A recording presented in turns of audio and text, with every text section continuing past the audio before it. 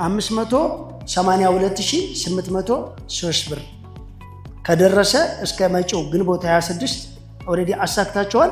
እሱ ካልተሳካ ወደ ሁለተኛ ዙር ይመጣል። ሁለተኛ ዙር ላይ መጥቶ ትልቁ ካፒታል ካስቸገረው የትልቁን ካፒታል አሁንም ማሻሻያ ያድላለው። እርሻ መሬቱ ላይ እስከሚያረጅ አንድ ሰው ተዘፍዝፎበት ሌላው ትውልድ ስራ አጥቶ እርስ በርስ አይባላም ነበር። ይህን ሲስተም ብንከተል ኖሮ እኔ ደሃ ነኝ ጥፋ እያልክ ነው እንዴ? ድህነትህን እኮ ነው አጥፋ ያልከው። አጥፋሃል፣ አጽደው እኮ ነው ያልከው። ከህፃንነት ጀምሮ አርጅቶ እስከሚቀበር ድረስ አርሶ እንኳን እንደ ልቡ ለመብላት ይጨነቃል። ይቅበታል፣ የሰባውን ይሸጣል፣ ነጩን ጤፍ ይሸጣል፣ ግርድና ገለባውን እንደሚበላው። አንድ አመት ድርቅ ከመጣ መጠለያ ግር ብሎ ስንዴ ሲለምን ነው የምታገኙ። በዚህ ልክ የወረደን ማህበረሰብ አሁን ምኑ ጋር ነው እንዳይጫረተን የምናፍነው? ተወዳዳሪ ይጠቅማል እንጂ አይጎዳም። አንድ እንደ ሰብአዊነት ብቻህን ዋጥ ብላ ሰብስብ የሚል ህግ የለም። እስራ ቦታ የሚያድር ሰራተኛ እስከምትቀጥር ድረስ አንተ ለምን ስራ ቦታ አታድር?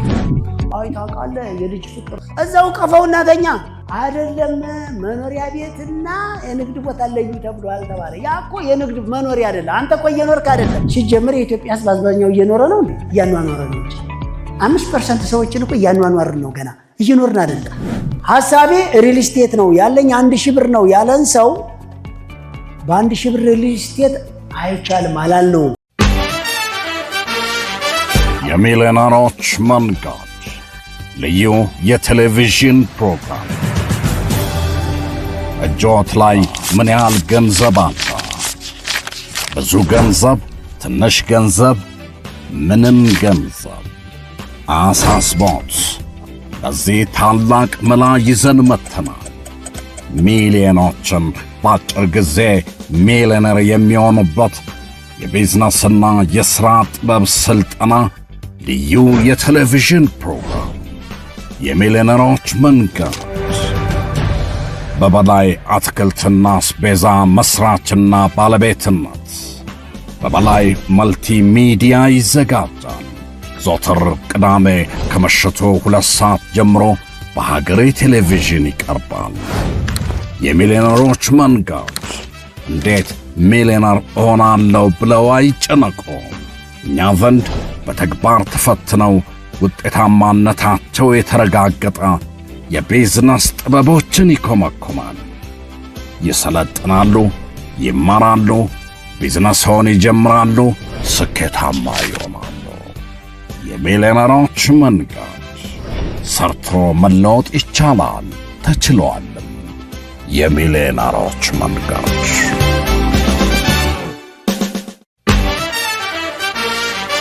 የሚሊዮነሮች መንገድ የሚሊዮነሮች መንገድ። ውድ የሚሊዮነሮች መንገድ ተከታታዮች ላለፉት ሳምንታት ዘወትር እሁድ ከምሽቱ 2 ሰዓት እስከ 4 ሲቀርብላችሁ የነበረው ፕሮግራማችን ከግንቦት 22 ቀን ጀምሮ ወደ መደበኛው ቅዳሜ ምሽት እንደሚመለስ እንገልጽላችኋለን። በዚህም መሰረት የሚሊዮነሮች መንገድ ዘወትር ቅዳሜ ከ2 ሰዓት እስከ 4 ሰዓት ይቀርብላችኋል። ለበለጠ መረጃም በ0932 390401 ይደውሉ። ኑ አብረን እንስራ፣ አብረን እንደግ። የሚሊዮነሮች መንገድ። ታዲያስ አላችሁ? እሺ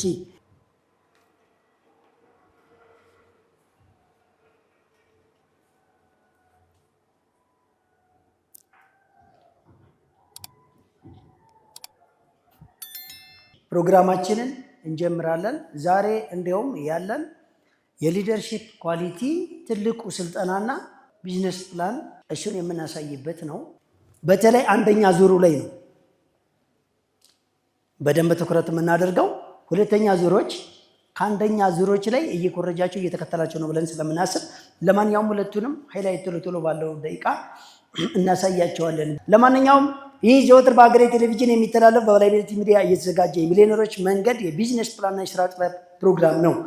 ይህንን ፕሮግራም የምንከታተለው እያንዳንዳችን በያለንበት ሀገር በያለንበት ቦታ እጃችን ላይ ባለው ገንዘብና ባለን እውቀት የራሳችንን ብራንድ፣ የራሳችንን ድርጅት፣ የራሳችንን ኢንዱስትሪ፣ የራሳችንን ትልቅ የምንለው የምንኮራበት በእኛ ብቻ ሊመራ የሚችል ኢኮኖሚ የተሻለ ትውልድ የምንፈጥርበት ከኛ አልፎ ለመጪው ጄኔሬሽን የሚወረስ እንዴት ልንገነባ እንችላለን ነው።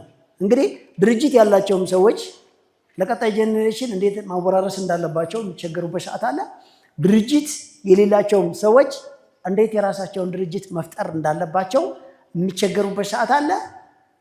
ስለ ድርጅት አስበው የማያውቁም ሰዎች ደግሞ ድርጅት ማለት ምን ማለት እንደሆነና ምን ያክል አስፈላጊ እንደሆነ የሚያውቁበት መድረክ እናደርጋለን ማለት ነው።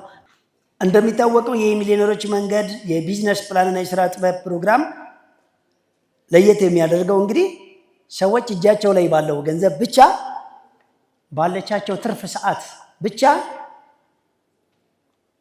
ቢዝነስን ቢውልድ ማድረግ ይችላሉ፣ መገንባት ይችላሉ። ቢዝነስ ይገነባል። የሚገነባ ፎቅ ብቻ አይደለም፣ ድልድይ ብቻ አይደለም፣ መንገድ ብቻ አይደለም፣ ቤት ብቻ አይደለም የሚገነባ፣ ሲስተም ይገነባል፣ ቢዝነስ ይገነባል። እንደውም እኛ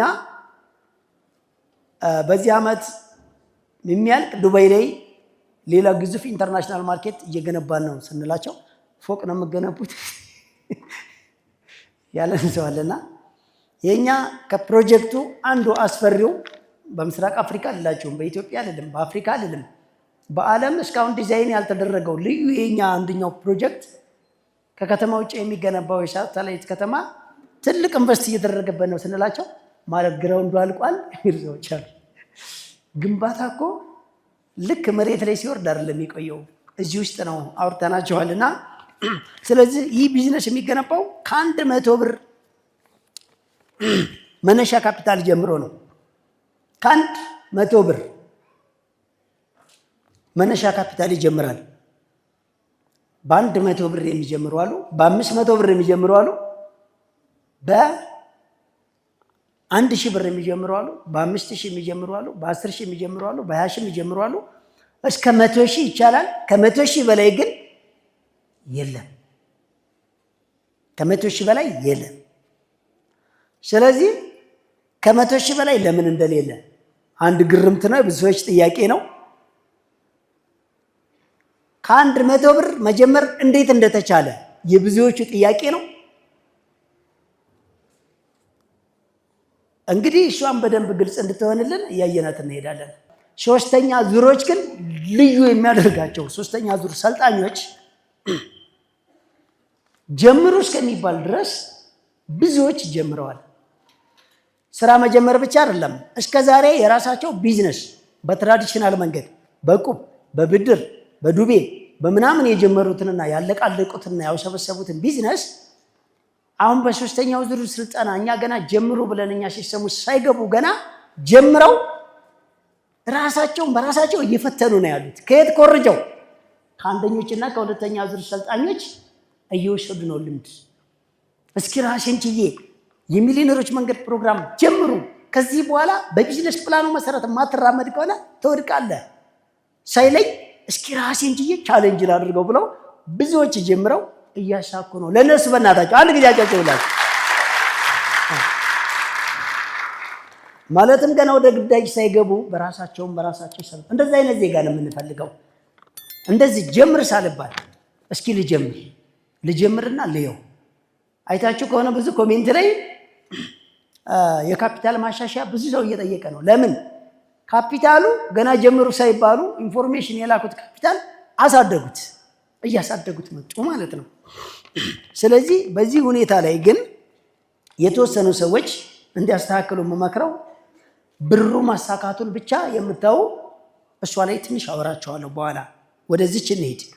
ይችን እንጨርስና ወደ እሷ እንመጣለን ለተወሰነች ደቂቃ። የመጀመሪያው ዙር ላይ አሁን ባላችሁበት የ100 ብሯ ኦልሬዲ 16ኛው ወር ላይ ነው። ግንቦት 26 የሚሆንላችሁ እያያችሁት እንድትሄዱ ነው። እንደ ምሳሌ ይችን ቢዝነስ ፕላን በክሎዚንግ ያስቀመጥናት ሁሉም ሰዎች ወደፊት ሲሄዱ ያለቅማቸው ፍጥነት ጨምረው መገልበጥ ስትራፕ ማድረግ እንዳይፈጠር፣ ወደኋላ ሲቀሩ የጊዜ መምታታትና ነገ አሳካዋለሁ የሚባልን የታርጌት ፉልነትን መድረክረክን እንዳይፈጥር አቬሬጅ ሴንስ ተደርጎ ለብዙ ዓመት ቸክ ካደረግነው ሁኔታ ባላንስ ተደርጎ ይሄ ህግና ደንብ ተጠብቆለት ሰዎች ከፍልስፍና ነፃ ሆነው ይሄንን ብቻ አቺፍ እያደረጉ ሲሄዱ በ2 ዓመት ሚሊዮነር የመሆንና በ5 ዓመት መልቲ ሚሊዮነር የመሆንን እድል እንዲያገኙ ያስተካከልነው ነው። ስለዚህ 582803 ብር ከደረሰ እስከ መጪው ግንቦት 26 ኦልሬዲ አሳክታቸዋል። ባለ 500 ብሮቹ የእያንዳንዱ ወር ትርፉን ጊዜ ካላይ ይቃኝላቸዋለሁ። ያለዛም መዳረሻ ካፒታላችሁ ብቻ ነው ማውራችሁ። እስከ መጪው ግንቦት 26 ባለ 500 ብሮቹ 818556 ብር፣ ባለ 1000 ሺዎቹ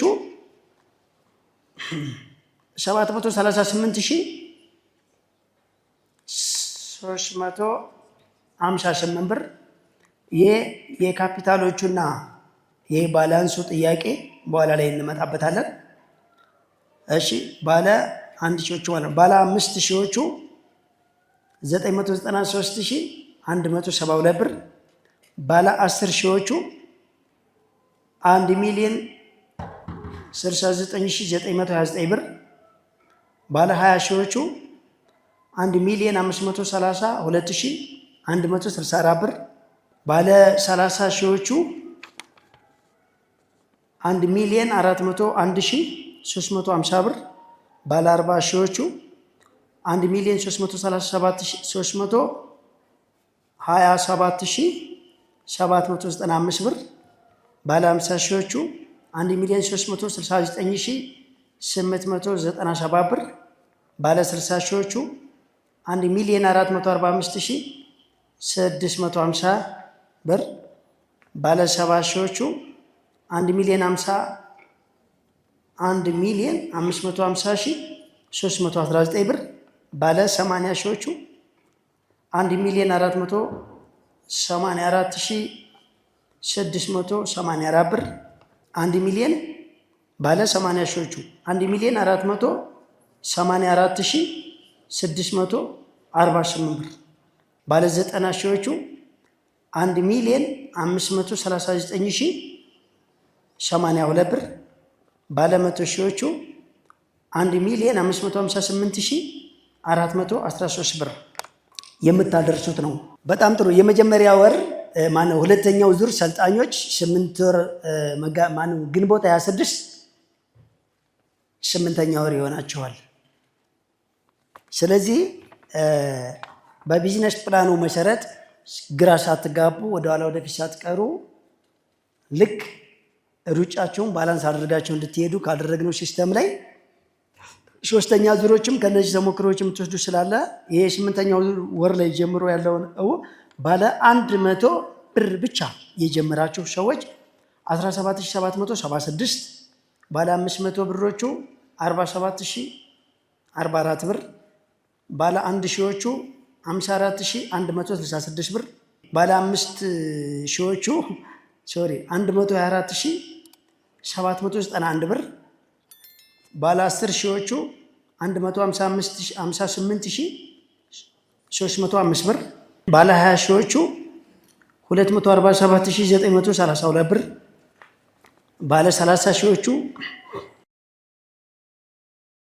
እሺ ባለ 40 ሺዎቹ 332112 ብር፣ ባለ 50 ሺዎቹ 363380 ብር፣ ባለ 60 ሺዎቹ 385034 ብር፣ ባለ 70ዎቹ 393889 ብር፣ ባለ 80ዎቹ 400,427 ብር፣ ባለ 90 ሺዎቹ 409,662 ብር፣ ባለ 100 ሺዎቹ 416498 ብር። እስከ ግንቦት 26 ድረስ የመጨረሻዋ ካፒታል ነች። ከሚያዚያ እስከ ግንቦት ድረስ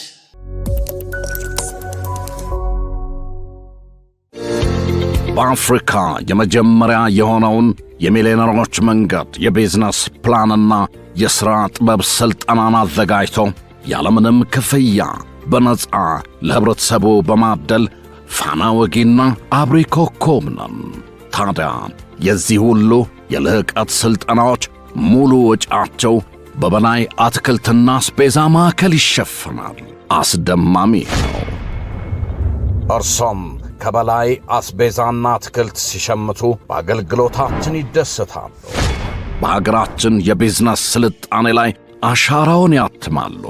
በአንድ ጠጠር ሁለት ወፍ ይሏል። ይህ ነው በላይ አትክልትና አስቤዛ። ቁጥር 1 ካራ ኮተቤ መድኃኔ ዓለም መግቢያ 60 ሜትር ገባ ብሎ፣ ቁጥር 2 በእድሳት ላይ ነው። ቁጥር 3 ወደ ኮተቤ ገብርኤል በሚወስደው አዲሱ አስፓልት ላይ፣ ቁጥር 4 ወሰን ወደ ራእይ ጤና ጣቢያ መግቢያ ከዋናው አስፓልት 30 ሜትር ገባ ብሎ፣ ቁጥር 5 ፊጋ መስቀለኛ ወደ መገናኛ ታክሲ መያዣው ጋር ከ500 በላይ የእርሻና የፋብሪካ ምርቶችን በአንድ ቦታ በተመጣጣኝ ዋጋ ይሸምቱ፣ ይንበሽበሹ። በ0911 9924 11 ሃሎ ይበሉ።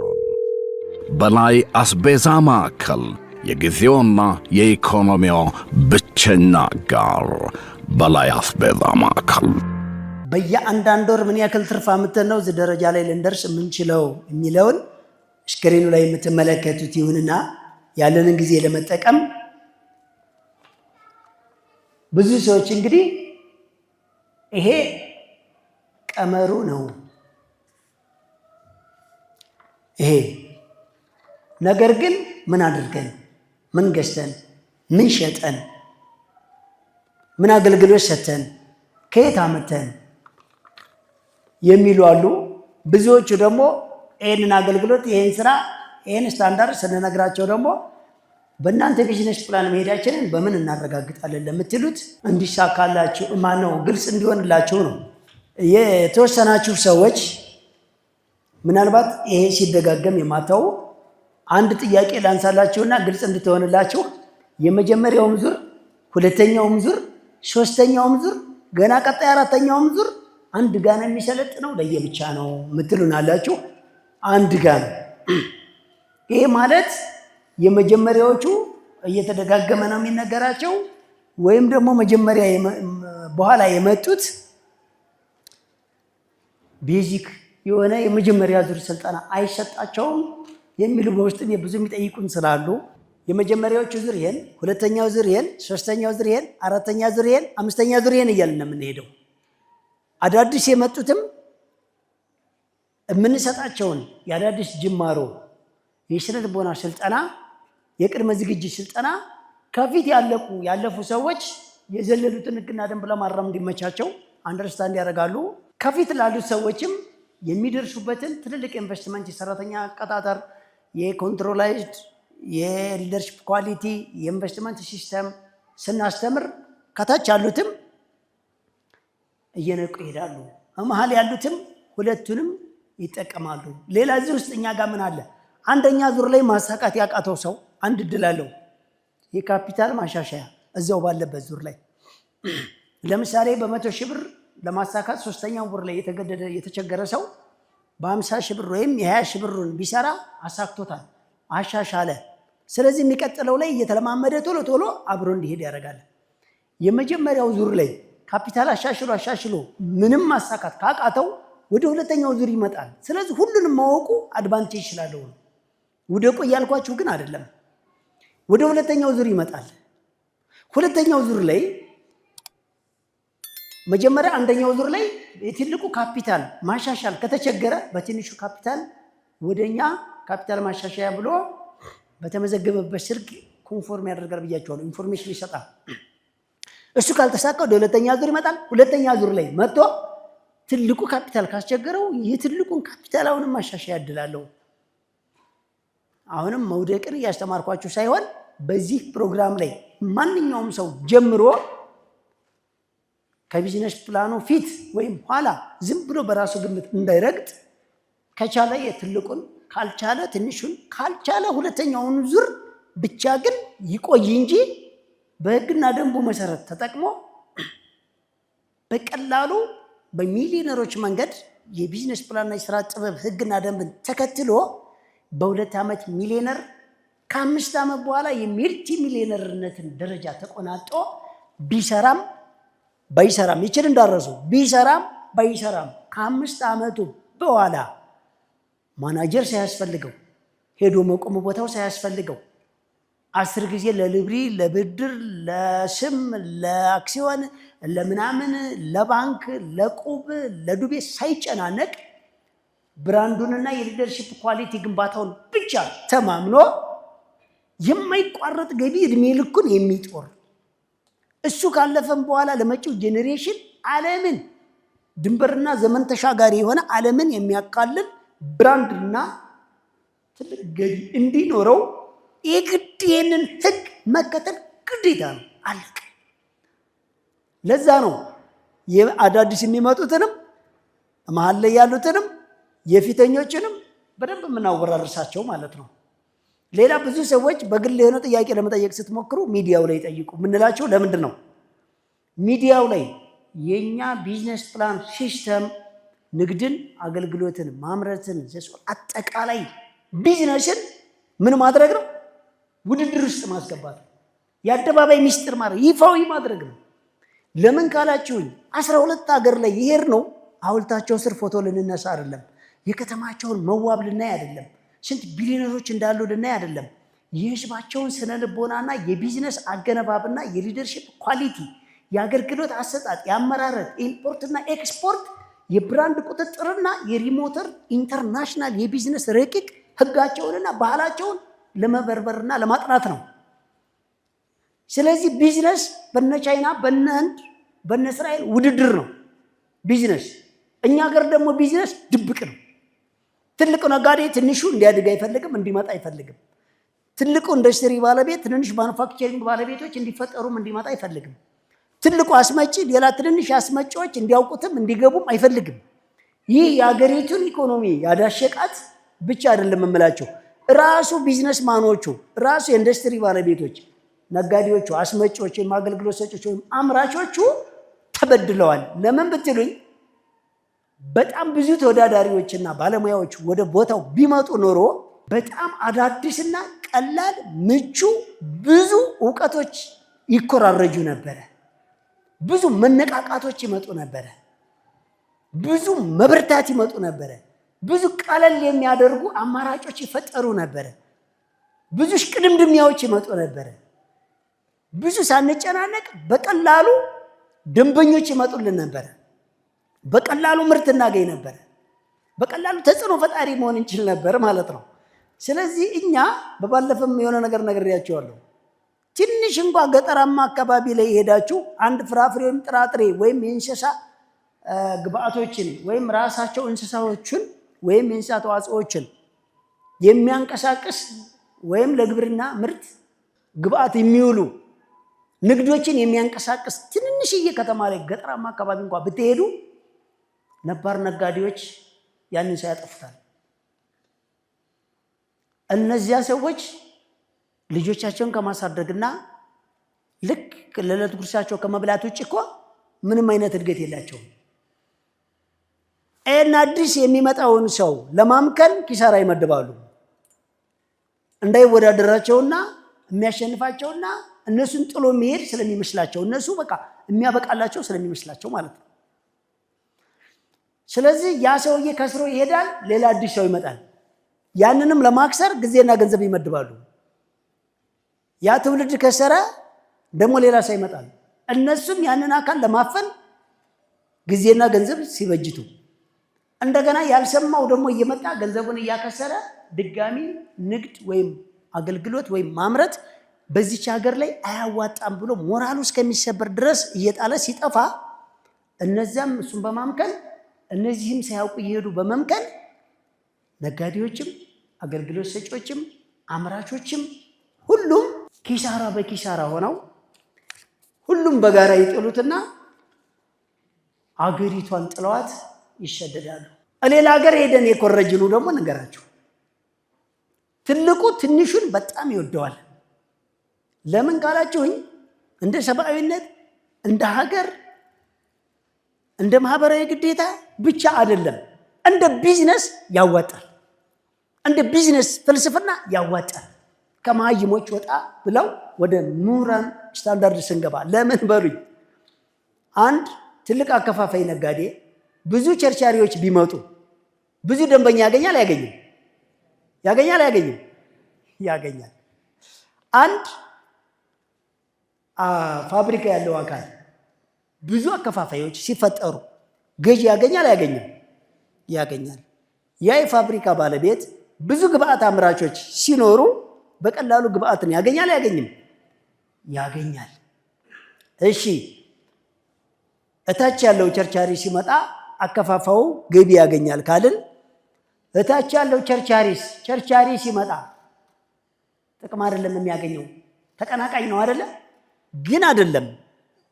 እና እሱም ቸርቻሪ ሆኖ ቸርቻሪ ከመጣ ተቀናቃኝ እንጂ መቼም ለቸርቻሪ አስረክብም ወይም ከቸርቻሪ አይገዛም ካልን አንድ ነገር እንወስዳለን። እስካሁን ያወራነው የፋይናንሱን ነው፣ የእቃውን ነው። አንድ ነገር ቅድም የነገርኳችሁ ምን ልምድ ልውውጥ፣ ሌላስ ውድድር። አንድ በተወዳደርን ሰዓት በማለዳ ከፍተን እስከ ምሽት እንሰራለን። ሌላ በኳሊቲ ቀድሞ በማሳየት ፈጥኖ ትርኢት በማድረግ ደንበኛን ያተረፍነውንና ያገኘነውን ገቢ መልሰን እስራችን ላይ ኢንቨስት በማድረግና አግዝፈን አሳድገን ሰፋ አድርገን በማሳየት ደንበኞችን ኮንትሮል ለማድረግ አእምሯችንን፣ ጊዜያችንን፣ ያንን ሊባክን የነበረውን ገንዘባችንን በደንብ እንድንጠቀምበት አገዘን አላገዘንም? አገዘን። በፊት አይታችሁት ከሆነ ሱቅ ቦታ ላይ ስትሄዱ ብሩን ከእጃቸው ላይ እንደ ወንበዴ ለጥ ያደርጋል። እቃውን እስከምደነግጥ ድረስ አግዳሚው ላይ ዱብ ያደርጋል። ይኸውልህ ሂድ በቃ ብሎ ሰው ሄዶ ቁጭ ነበር የሚለው። እንዳሁን እጅ ላይ ብዙ ሰው ስልክ ሳይጣድ አብዛኛው ሰው ትንንሽዬ ቦርጫማ ቲቪ የሱቅ ውስጥ ያስገባ ነበር እና ያው የፈረደበት ተከታታይ ድራማ አለ፣ እሱን ለማየት ይቸኮል ነበር። አሁንስ አዳዲሱ ፒፕል ቢዝነስ ፕላን ይዞ በዘመናዊ ሰልጥኖ ተዘጋጀና ከስተመር አያያዝ፣ እቃ አደራደር፣ አሻሻጥ፣ አገዛዝ፣ ንቃት፣ ይሄ ማብራሪያ የሚባለውን ነገር ተምሮ ሲመጣ ደንበኞችን ትርኢት እያደረገ የከስተመር አያያዝ መንገድን ተጠቅሞ በደንብ አድርጎ ደንበኞቹን እየጠረገ መውሰድ ሲጀምርበት ምን ማድረግ ጀመረ? ቆም ብሎ መጠበቅ ጀመረ። አሁን ፊልሙን ተው። አሁን ጊዜውን እንዲጠቀም ረዳው አልረዳውም? ያ ሰውዬ ቆም ብሎ ማህበረሰቡስ አወዳድሮና እንደፈለገው እንዲጠቀምና ሰፊ አገልግሎት እንዲያገኝ ተደረገ አልተደረገም? ተደረገ። ስለዚህ ልላቸው የፈለኩት ተወዳዳሪ ሲመጣ ከዛ ሰውዬ የምትወስዱት ነገር አለ። እናንተ ከሱ ለመብለጥ በምታደርጉበት ጥረት፣ እሱ ደግሞ ከእናንተ ለመብለጥ በሚያደርግበት ጥረት በፍጥነት ድርጅታችሁ ገንዘባችሁም ጊዜያችሁም ሞራላችሁም ሳይሳነፍ በአስቸኳይ ሁለታችሁም ተያይዛችሁ ስኬት ጋር ትደርሳላችሁ። ከዛ ከችርቻሮ ተራ ተወጡና ቸርቻሪዎቹን የእናንተ ተቀባይ እንዲሆኑ እንዲፈለፈሉ ትፈልጋላችሁ። እናንተ አከፋፋይ ትሆናላችሁ። አከፋፋይና አከፋፋይም እንደዚሁ ትወዳደራላችሁ። ወዴት ነው የምትወዳደሩት? አምራች ካልሆነው ይህ አከፋፋይ ውድድሩን አያቆምም። ስለዚህ ምንድነው አማራጭ? እሱን ለማሸነፍ አምራች መሆን። ፋብሪካ ጋር አሁን ኢንዱስትሪ ሊገነባ ነው። እሱም ተሯሩጦ እንዳንተ ኢንዱስትሪ ይገነባል። ሳታዝቡት ተያይዛችሁ እኮ ስኬት ላይ ተገናኛችሁ። አጥፍተው ቢሆን ኖሮ ማንም ችርቻሮህን የሚቃወም የለም። አርፈህ እግርህን አጣጥፈህ ቡና በጨው ነው በስኳር እያስባለህ ቁጭ ብለህ ችርቻሮህ ላይ ስትሰራ አርጅተህ በስብሰህ ነበረ። ያ ቸርቻሪ ተጫራችና ተወዳዳሪ ግን ወደ ማከፋፈያ እንድገሰግስ አደረገ። ያ ማከፋፈያ የሚቃወመ የሚወዳደር የሚፋለመ ሰው ግን ፋብሪካው ራሴ ካልሆነ ወይም ራሴ አስመጭ ካልሆንኩ አልተወኝም ማለት ነው ብሎ እዛ ላይ ያደረሰ። አሁንም አምራች ስትሆን አምራች እየሆነ ነው እሱ። አስመጭ ስትሆን አሁንም የአምራቾች አምራች ወደ ግዙፍ ኢንዱስትሪ ነው የምትሄደው። ስለዚህ ይሄ ውድድሩ ሲታክትህ ደግሞ ምን ትፈጥራለህ? አንተ ሳትደክም አንተ ሳትኖር እንዴት በቀላሉ ፍራንቻይዚንግ የሆኑ ሲስተሞችን መግጠም እንዳለብህ ደግሞ አንድ አዲስ ደግሞ ተወዳዳሪ ይመጣና በሆነ መንገድ ቀድሞ ታየዋለህ። እንዴት ብለህ ስትሞክር ሃይ የሊደርሺፕ ኳሊቲ አንተ ብቻህን ነው የምትሰራው፣ ልጅና ሚስቶች ወይ ወንድም ብቻ ነው። እሱ ለካ በደንብ ያበቃቸውንና ያሰለጠናቸውን ሰዎች ደቅ አድርጎ በየቦታው መስመሩን ቀስ እያለ እየገነባ አውታሩን ዘርግቷል። አንተም ከሱ ይህን ዘዴ ትወስዳለህ። እሱ አይወዳደርም፣ እሱ ተኝቷል። ድርጅቱን ግን አልደርስ አልክበት ስትሮጥ ለካ ሲስተም ተጠቅሟል። ምን ታይም ኢንቨስትመንት። አንተ ብቻህን ምናልባት 12 ሰዓት ነው ወይ 16 ሰዓት ነው የምትሰራው ብቻህን። 10 ሰዎች ካሉ ግን 8 ሰዓት ለአንተ ቢሰሩ በአንድ ቀን 80 ሰዓት ተሰራ። ተፈጥሯል። ጅምላ ወሰድካት። ረቂቅ አየህ። እኛ ጋር አንድ ሰው 5 ዓመት ብቻ ሰርቶ እድሜ ልኩን የማይቋረጥ ገቢ ያገኛል ስንላቸው እንዴት ማርት ነው፣ ዘርፎ ነው፣ ሰብስቦ ነው፣ ጎተራ ከቶ ነው፣ ሴቭ አድርጎ አይደለም። ታይም ኢንቨስትመንት። እድሜ ልክ አንተ ልትሰራው የነበረውን በብዙ ሰዎች በአንድ ዓመት ታሰራዋለህ። ለምን? ሰዎች ግማሽ ጊዜ የሰሩበትን ለነሱ ሰጥተህ ግማሽ ጊዜ የሰሩበትን ለአንተ አስገባ ማለት የእድሜ ልክህን አንድ ጊዜ ገነባው ማለት ነው። ሰዎችን እንዴት አድርጌ ነው ግማሹን ለነሱ ግማሹን ለኔ ማረገው ስትል ሰዎቹ በአንተ ሲስተም ውስጥ የሚፈልጉት ነገር አለ። እስከ መቼ ነው ግማሽ ጊዜያቸውን ለአንተ ግማሽ ጊዜያቸውን ለነሱ የሚያደርጉት ስትል እነሱም እንዳንተ እስከሚገባቸው እነሱም እንዳንተ አቅም እስከሚኖራቸው ከዛ በኋላስ እነሱ ደግሞ ካንተ ይላቀቁና የራሳቸውን ሲስተም ገንብተው አሁንም ሌላውን ፍሬሽ ጄኔሬሽን ያመጡና ግማሽ ጊዜ የሰራውን ለሱ ግማሽ ጊዜ የሰሩትን ለራሱ ማድረግ ይጀምራሉ። ሄደው ካንተ ሊደርሺፕ ኳሊቲ የማወራረድ ነው። በዚህ ሰንሰለት ውስጥ ብዙ ባለሀብቶች ይፈለፈላሉ። ብዙ ስራ አጦች ስራ ያገኛሉ። ስራ ካገኙ በኋላ ስራና ኢንቨስትመንት ለምደው ለታችኛው ጄኔሬሽን ይቀጥላሉ። እንደዛ አይነት ሲስተም ቢኖር ኖሮ ስልጣኑ ላይ እስከሚያረጅ አንድ ሰው ተዘብዝፎበት፣ ንግዱ ላይ እስከሚያረጅ አንድ ሰው ተዘብዝፎበት፣ አስመጭነቱ ላይ እስከሚያረጅ አንድ ሰው ተዘብዝፎበት፣ እርሻ መሬቱ ላይ እስከሚያረጅ አንድ ሰው ተዘብዝፎበት፣ ሌላው ትውልድ ስራ አጥቶ እርስ በርስ አይባላም ነበረ። ይህን ሲስተም ብንከተል ኖሮ ሌላው ትውልድ አገር ውስጥ ምን ይበላል ምን ይሰራል ብሎ ወደ ውጪ አይዘረግፍም አይገነፍልም ነበረ። ጎዳና አይወጣም ነበረ። መጠለያ ካምፕ አታገኘውም ነበር። እርስ በርስ አይናጭም፣ አይነጣጠቅም፣ አይቀማማም፣ አይዋጋም፣ አይተኛም፣ ተስፋ አይቆርጥም ነበረ። ጌም ዞን ሄዶ ጠሽሾ ተኝቶ እርስ በርስ ቁማር ሲባላ አታገኘውም ነበረ። ይሄ ሲስተም የስራ አጥ ቁጥርን መቀነሻ ብቻ ሳይሆን የስራ አጥ ቁጥርን ከምድረ ገጽ ያጠፋል። ሁሉንም ዜጋ ወደ ሚሊዮነርነት ይቀይራል። ሁሉም ዜጋ ሚሊዮነር ከሆኑማ አይታችሁ ከሆነ አንዳንድ ጅል ሰው ምነት ድሃ ከሌለ እኮ ሀብታም አይኖርም የሚል ሰው አለ። ሀብታም ከሌለ ድሃ አይኖርም፣ ድሃ ከሌለ ግን ሀብታም ይኖራል። ብቻ ድሃ ይጥፋ ስላችሁ ድህነት ነው፣ ድሃን አይደለም። ገብቷችኋል? ምናልባት ታዲያ ድሃ ይጥፋ ሲባል አንድ ሰው አረ ሁለት አይነት ጥፍት ይባል እንዴ? እኔ ድሃ ነኝ ጥፋ እያልክ ነው እንዴ? ድህነትህን እኮ ነው አጥፋ ያልኩህ። ጭቅቀትህን እኮ ነው ታጥበው አጥፋሃል፣ አጽደው እኮ ነው ያልኩህ። ድሃ ይጥፋ ማለት ድሃ ወደ ባለ ሀብት ይቀየር ማለት ነው። ይሙት ወይም ይሰደድ አይደለም እያልን ያለ ነው። ያማ ቢሆን ኖሮ ከድሆች ጋር ማዋልን አንመርጥም ነበር እኮ። ብዙ ሰዎች እኮ የኛን ስልጠና በፓኬጅ ገዝተው ሚስጥር አድርገውና እኛ በሚሊዮን ገዝተን ለእኛ ብቻ ኮርሱን ስጠን የሚሉ እንዳሉ ግን ትዘነጋላችሁ። አሉ እኮ ብዙዎች ይህን አዳራሽ አዘግተው ከቤተሰቦቻቸው ጋር ብቻ የተባሉትን ከፍለው ቢዝነሱን መገንባት የሚፈልጉ እኮ አሉ። እኛ እነሱን ሳይሆን ግን የፈለግነው እናንተን ነው። እናንተ ስላችሁ እናንተ ድሆች ናችሁ እያልኩ አይደለም። ድሃ ይኖራል፣ ባለሀብት ይኖራል ከዚህ ውስጥ ሰው ግን ሲስተሙ ይፋ እንዲሆን የፈለግንበት ጉዳይ እንደ ፋይናንሻሊ ያዋጣል እንጂ ማንንም አይነካም።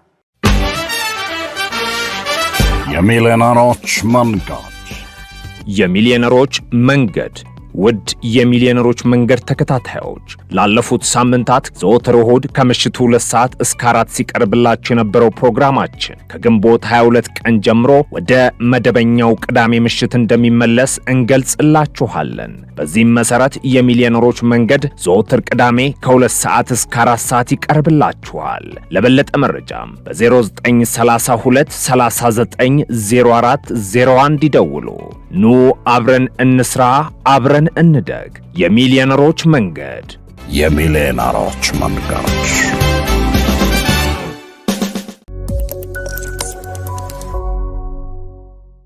እኔ ስነግራችሁ ግን ድሃ ከሌለ ሀብታም ከሌለ ድሃ ለመኖር ይቸገራል። ድሃ ባይኖርም ግን ሀብታም ለመኖር አይቸገርም። ስለዚህ ድሃን ሙሉ በሙሉ ወደ ባለ ሀብት መቀየር አለብን። ለምን በሉኝ፣ ቅድም እንደነገርኳችሁ ታይም ኢንቨስትመንት ላይ አንድ ሰው በቀላሉ የረጅም ጊዜውን ለመስራት ብዙ ሰዎችን ከስር ገዝቶ ጊዜያቸውን ቀጥሮ ብያቸዋለሁ አይደለ? ቢያሰራ በአንድ ቀን 12 ሰዓት ወይ 24 ሰዓት ብቻ ሊሰራ የነበረውን ብዙ ሺህ ሰዓት ተሰርቶለት የረጅም ጊዜውን ሀብት ማካበት ይችላል ከነሱ ታይም ላይ ግማሹን ወስዶ ብያቸዋለሁ። እሺ እሱን ሌላ ቀን በደንብ ላብራራላችሁ። ይሄ ከሆነ ታዲያ ሌላ አዳዲስ የሚቀጠሩ ሰዎች ከሌሉ ድሃዎች ቢጠፉ እነዚያ ባለ ሀብቶች ማለ ኢንቨስትመንት ያደርጋሉ ካላችሁኝ፣ አሁን እኮ እኛ ሀገር የሰው ሀብት ስለረከሰ እንጂ ወደ ሰው የመጣ ነው። አሁን እኮ በቴክኖሎጂ ሆኗል ስራ የሚሰራው። አልሳሳትኩም አይደለ? ወደ ቴክኖሎጂ እንሄዳለን። አንድ ገበሬ 2 በሬ ጠምዶ እሱ ራሱ ሞፈርና ቀንበሩን ይዞ ውሎውን ማሳው ላይ መንገላታት አይጠበቅበትም። ለምን ካላችሁኝ፣ አንድ ትራክተር አንድ ሹፌር ብቻውን 20 ገበሬዎች ሲያርሱት የሚውሉትን 20 ገበሬ 2 በሬ ሲጠምዱ 40 ማለት ነው። 40 በሬዎችና 20 ገበሬዎች ውሏቸውን ላባቸውን ሲያንጠፈጥፉ የሚውሉበትን አንድ ትራክተርና አንድ ሹፌር በግማሽ ቀን ድባቅ መቶት ወደ ቤት ይገባል። በቀላሉ ማለት ነው።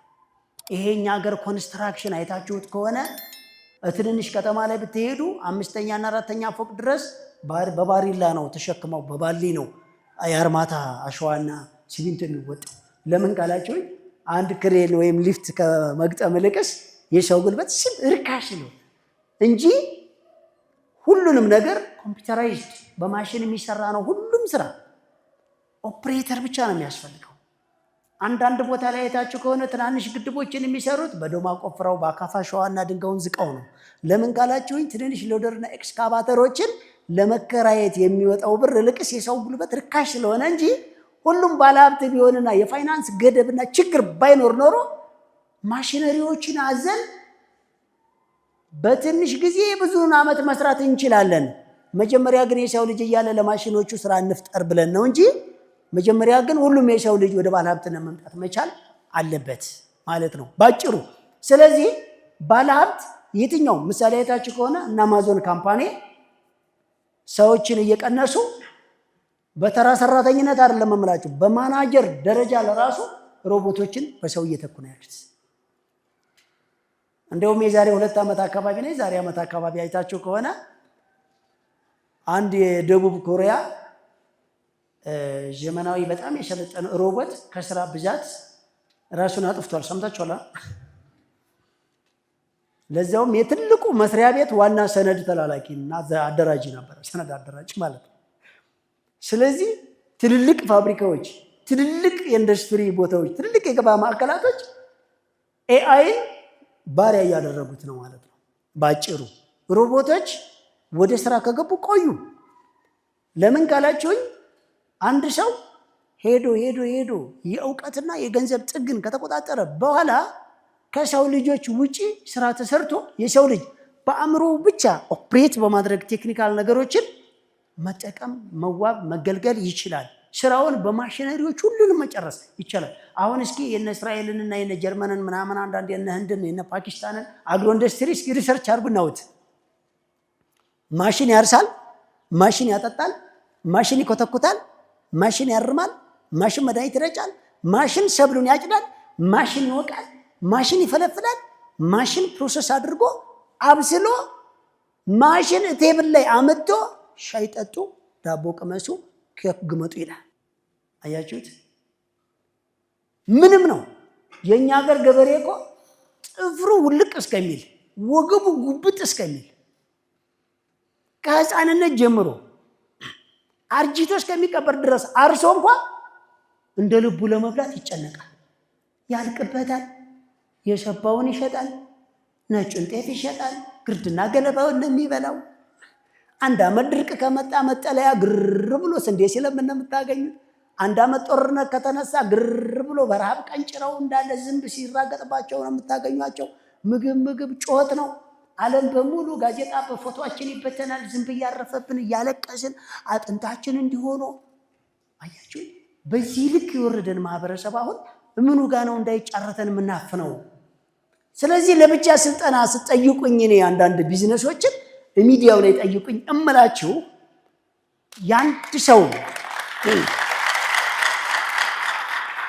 ያንድን ሰው ጥያቄ 1000 ሰዎች ከኋላ ሊጠይቁ እየጠበቁ ነበረ።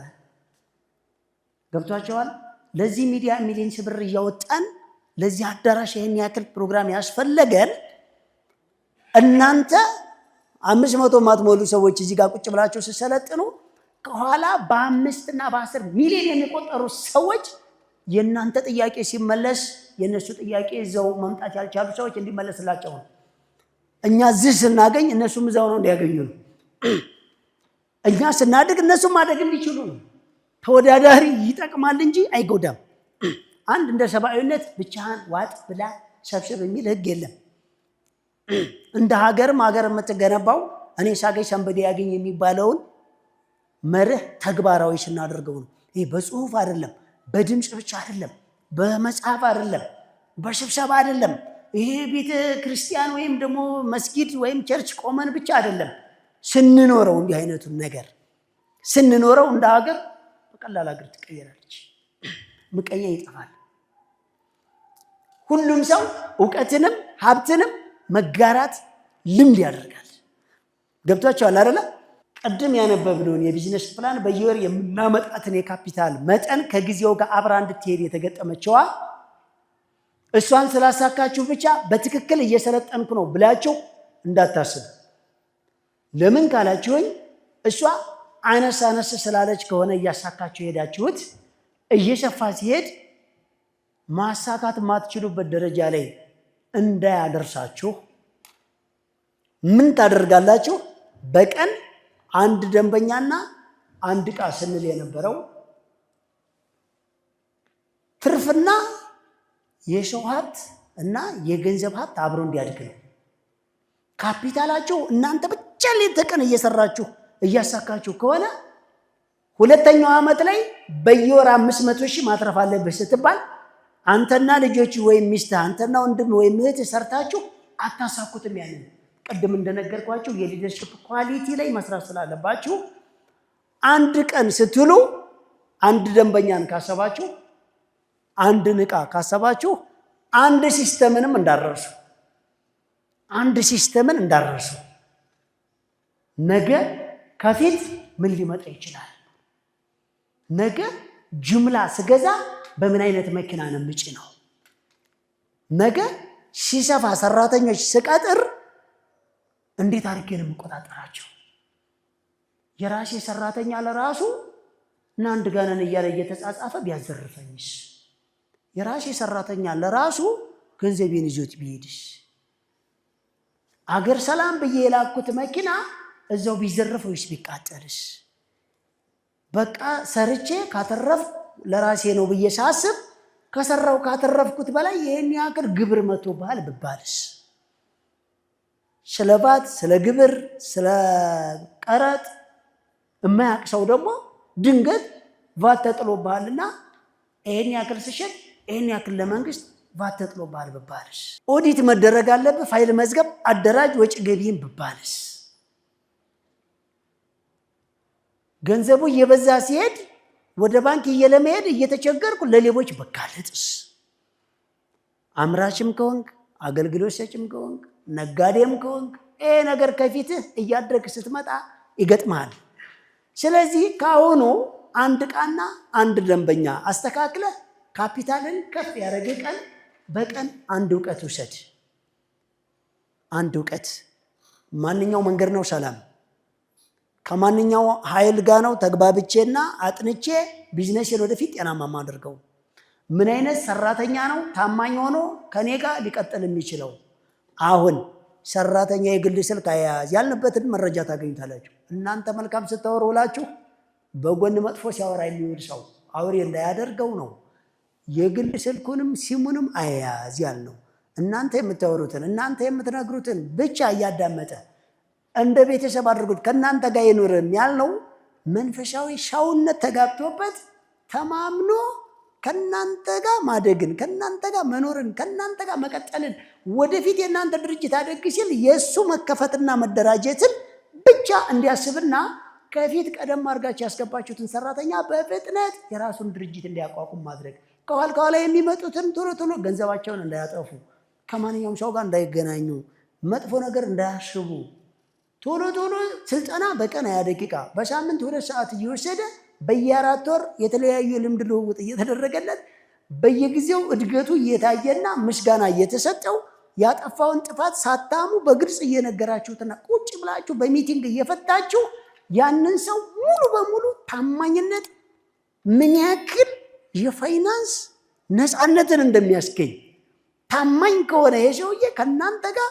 የድረስ እንደሚቀጥል ተጋግዛችሁ ምንን እንደምትገነቡና ከተወሰነ ጊዜ በኋላ ነፃ ወጣችሁ እናንተ ለብዙ ሰዎች የሥራ ዕድል እንዴት እንደምትፈጥሩና አቻ ባለሀብት ሆናችሁ ወደፊት እንዴት እንደምትተጋገዙ ጭምር እንዲገባው በየጊዜው መነገር መቻል አለበት። ታሙት ካገኘ ሁሉ ቀን ከጀርባ እንደምሸውዱ ስለሚገባው እንዳይበረግግ እሱ በሌለበት ስለሱ ምንም አይነት ክፉ ነገር ማውራትን ማቆምና ጥፋቱን በግልጽ ፊቱ ብቻ መናገር በየቀን ሐሳቡን እንዲያወጣ ሐሳብ አስተያየት በየቀን ጥሩንም ክፉንም ሳይናበቡ መተኛት የተከለከለ ማድረግና በየቀን ግምገማ ማስቀመጥ እንደዚህ አይነት ሰዎች ከሆኑ ድርጅታቸውን በታማኝነት ይጠብቃሉ። የተወሰነ ጊዜ እናንተን ድርጅት በታማኝነት ካሳደጉ በኋላ የራሳቸውን ድርጅት ይከፍታሉ። እነዛን ያዩ አዳዲስ የሚመጡ ሰዎች ለእናንተ ታማኝ ወታደር ይሆናሉ ለቢዝነሱ። እነሱም ከተወሰነ ጊዜ በኋላ የራሳቸውን ይከፍታሉ። የእናንተ ድርጅት በዚህ ውስጥ ከእናንተ ድርጅት ውስጥ ያሉ ሰራተኞች ሲወጡ እነሱን የሚተካ ሰው አሰልጥነውና አብቅተው እንዲወጡ ማድረግ ነው። ይሄ ማለት እናንተ ሳትኖሩ በእናንተ ድርጅት ላይ ጄኔሬሽኑ እየተካካ ይሄዳል። ለምሳሌ እኛ ነፃነት አትክልትና አስቤዛ ሲወጣ ኤልያስ አትክልትና አስቤዛ የኛ ሰራተኛ ነበር። ኤልያስ አትክልትና አስቤዛ ሲወጣ ሌሎች ተክተው ነው የወጣው። አሁን ሌሎቹ ከዚህ ዓመት በኋላ ሲወጡ ሌላ ተክተው ነው የሚወጡት። አንዱ መስፈርት ራሱ አንተን የሚተካ ሰው አብቅተህ ሂድ ነው። እናንተ ሳትኖሩ ትውልድ እየተተካካ በእናንተ ድርጅት ላይ የራሱን ትልልቅ ድርጅት እየገነባ የእናንተን ድርጅት አንድ እርምጃ በሄደ ቁጥር ከፍ አድርጎ ነው የሚሄደው። እንደገና በእናንተ ድርጅት ውስጥ ያለፈ ሰው ሁሉ ፕሪንት የሚደረገው ራሱ ድርጅት ሆኖ ነው። ስለዚህ ካፒታል ድርጅት ስሞል ድርጅትን ፕሪንት እያደረገ እነዚያም ትልልቅ። ስለዚህ ቅደም ተከተሉን ይዞ ስታንዳርድ ደረጃ ይፈጠራል ማለት ነው። ይሄን ሃይላይት ነው እንዳላብራራላችሁ ጊዜ ስለሌለ ነው። ስለዚህ የሊደርሺፕ ኳሊቲ ላይ ስሩ ያልኩት ምሳሌ ስለ ደንበኛ አሁን የምገዙበት እናንተ ሄዳችሁ 3 የምታውቋቸው ደንበኞችን ብቻ ገዝታችሁ ራሳቸው የሚሸጡትን ዕቃ ነገ 300 ዕቃ አቅራቢዎች ያስፈልጓቸዋል። እዚህ ጋር ደግሞ 100 ሻጭ ያስፈልጋል። ምሳሌ በላይ አትክልትና አስቤዛ መጀመሪያ ጊዜ ሻጭዋ ኪያ ነች፣ ገዢው በላይ ነበር። በቃ አንድ ሰው ይገዛል፣ አንድ ሰው ይሸጣል። አሁን ግን ከ100 በላይ ሰራተኛ አለው። ሲጀመር 3 ደንበኛ ነው የመጀመሪያ ቀን የነበረው። አሁን ከ100 ሺህ በላይ ደንበኛ ከ100 በላይ ሰራተኛ አለው።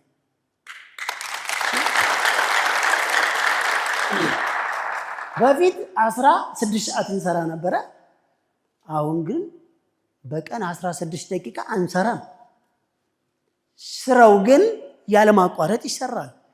16 ሰዓት በቀን በምንሰራ ጊዜ በወር የምናገኘው ከ5000 አይበልጥም ነበረ። አሁን ግን 16 ደቂቃ በቀን ሳንሰራ በወር ሚሊየንስ ገንዘብ ወደ ካዝናችን ይገባል። አያችሁ፣ ሲስተሙ ነው።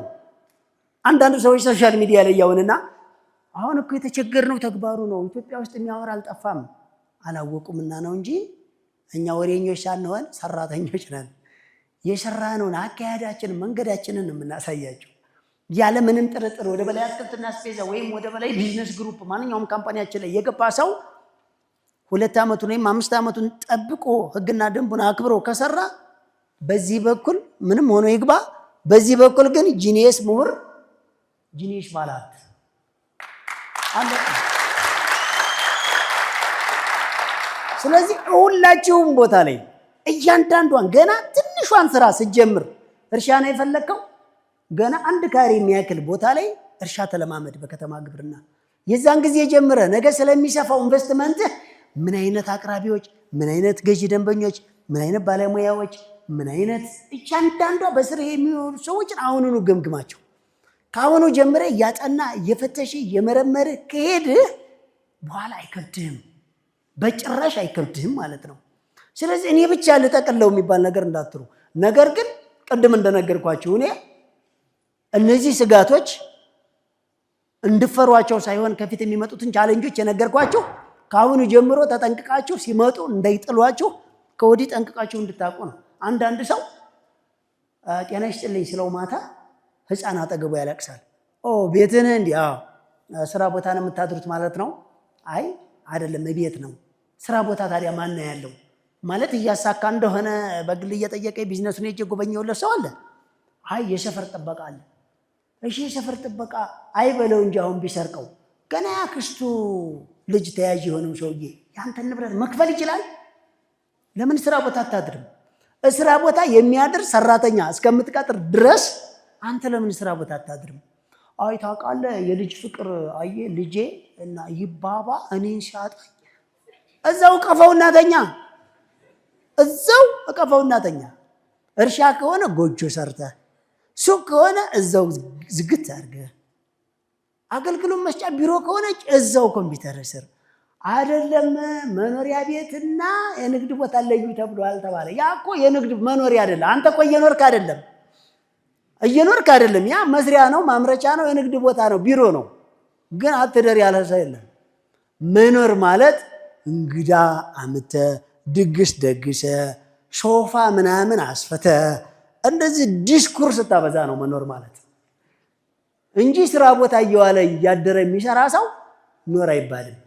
ሲጀምር የኢትዮጵያ ሕዝብ አብዛኛው እየኖረ ነው እንዴ? እያኗኗረ ነው እንጂ 5% ሰዎችን እኮ እያኗኗርን ነው፣ ገና እየኖርን አይደለም እኮ። ከፍተኛው ደመወዝ ተከፋይ እኮ አሁን እንደው 50 ሺህ ቢሆን ነው። 50 ሺህ ብር ደመወዝ አሁን አዲስ አበባ ውስጥ ያኖራሉ ወይ? የሰው ኑሮ ለማየትም አይበቃም።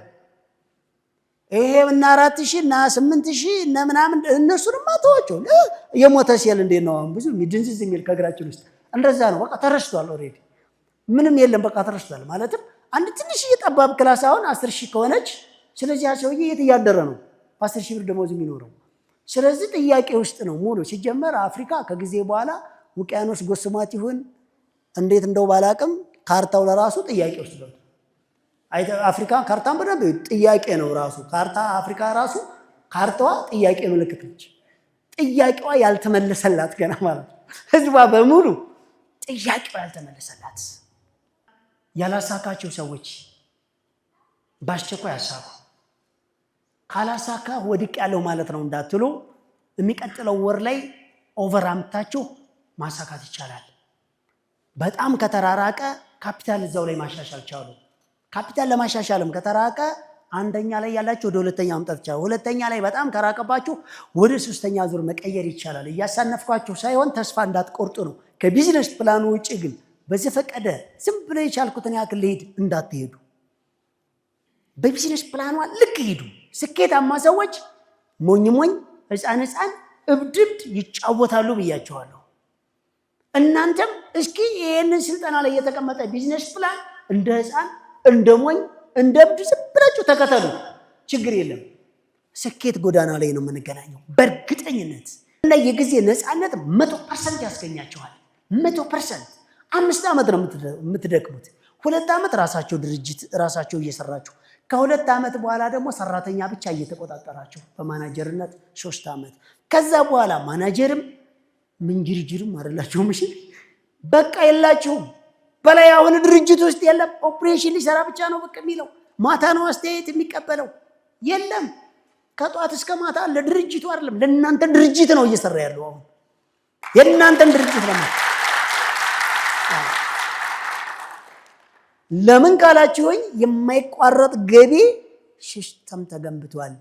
አንዳንድ ሰዎች የማይቋረጥ ገቢ ሲስተም ተገንብቷል ስንላቸው የሆነ ሲስተም ዴቨሎፕ አድርገን የሆነ ሮቦት ፈጥረን ወይም ደግሞ ጀት ወይም ደግሞ አዲስ የሆነ ቴክኖሎጂ ምርምር አድርገን አይደለም። እናንተ የምትበሉትን የምትጠጡትን አስቤዛ ነው የምንሸጠው።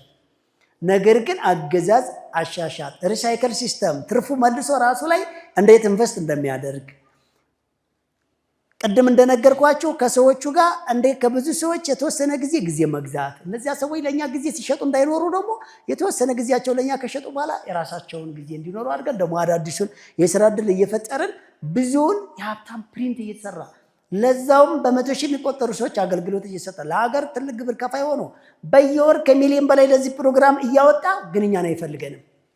ተገንብቷል። ይህን ሲስተም እንድትከተሉ ነው።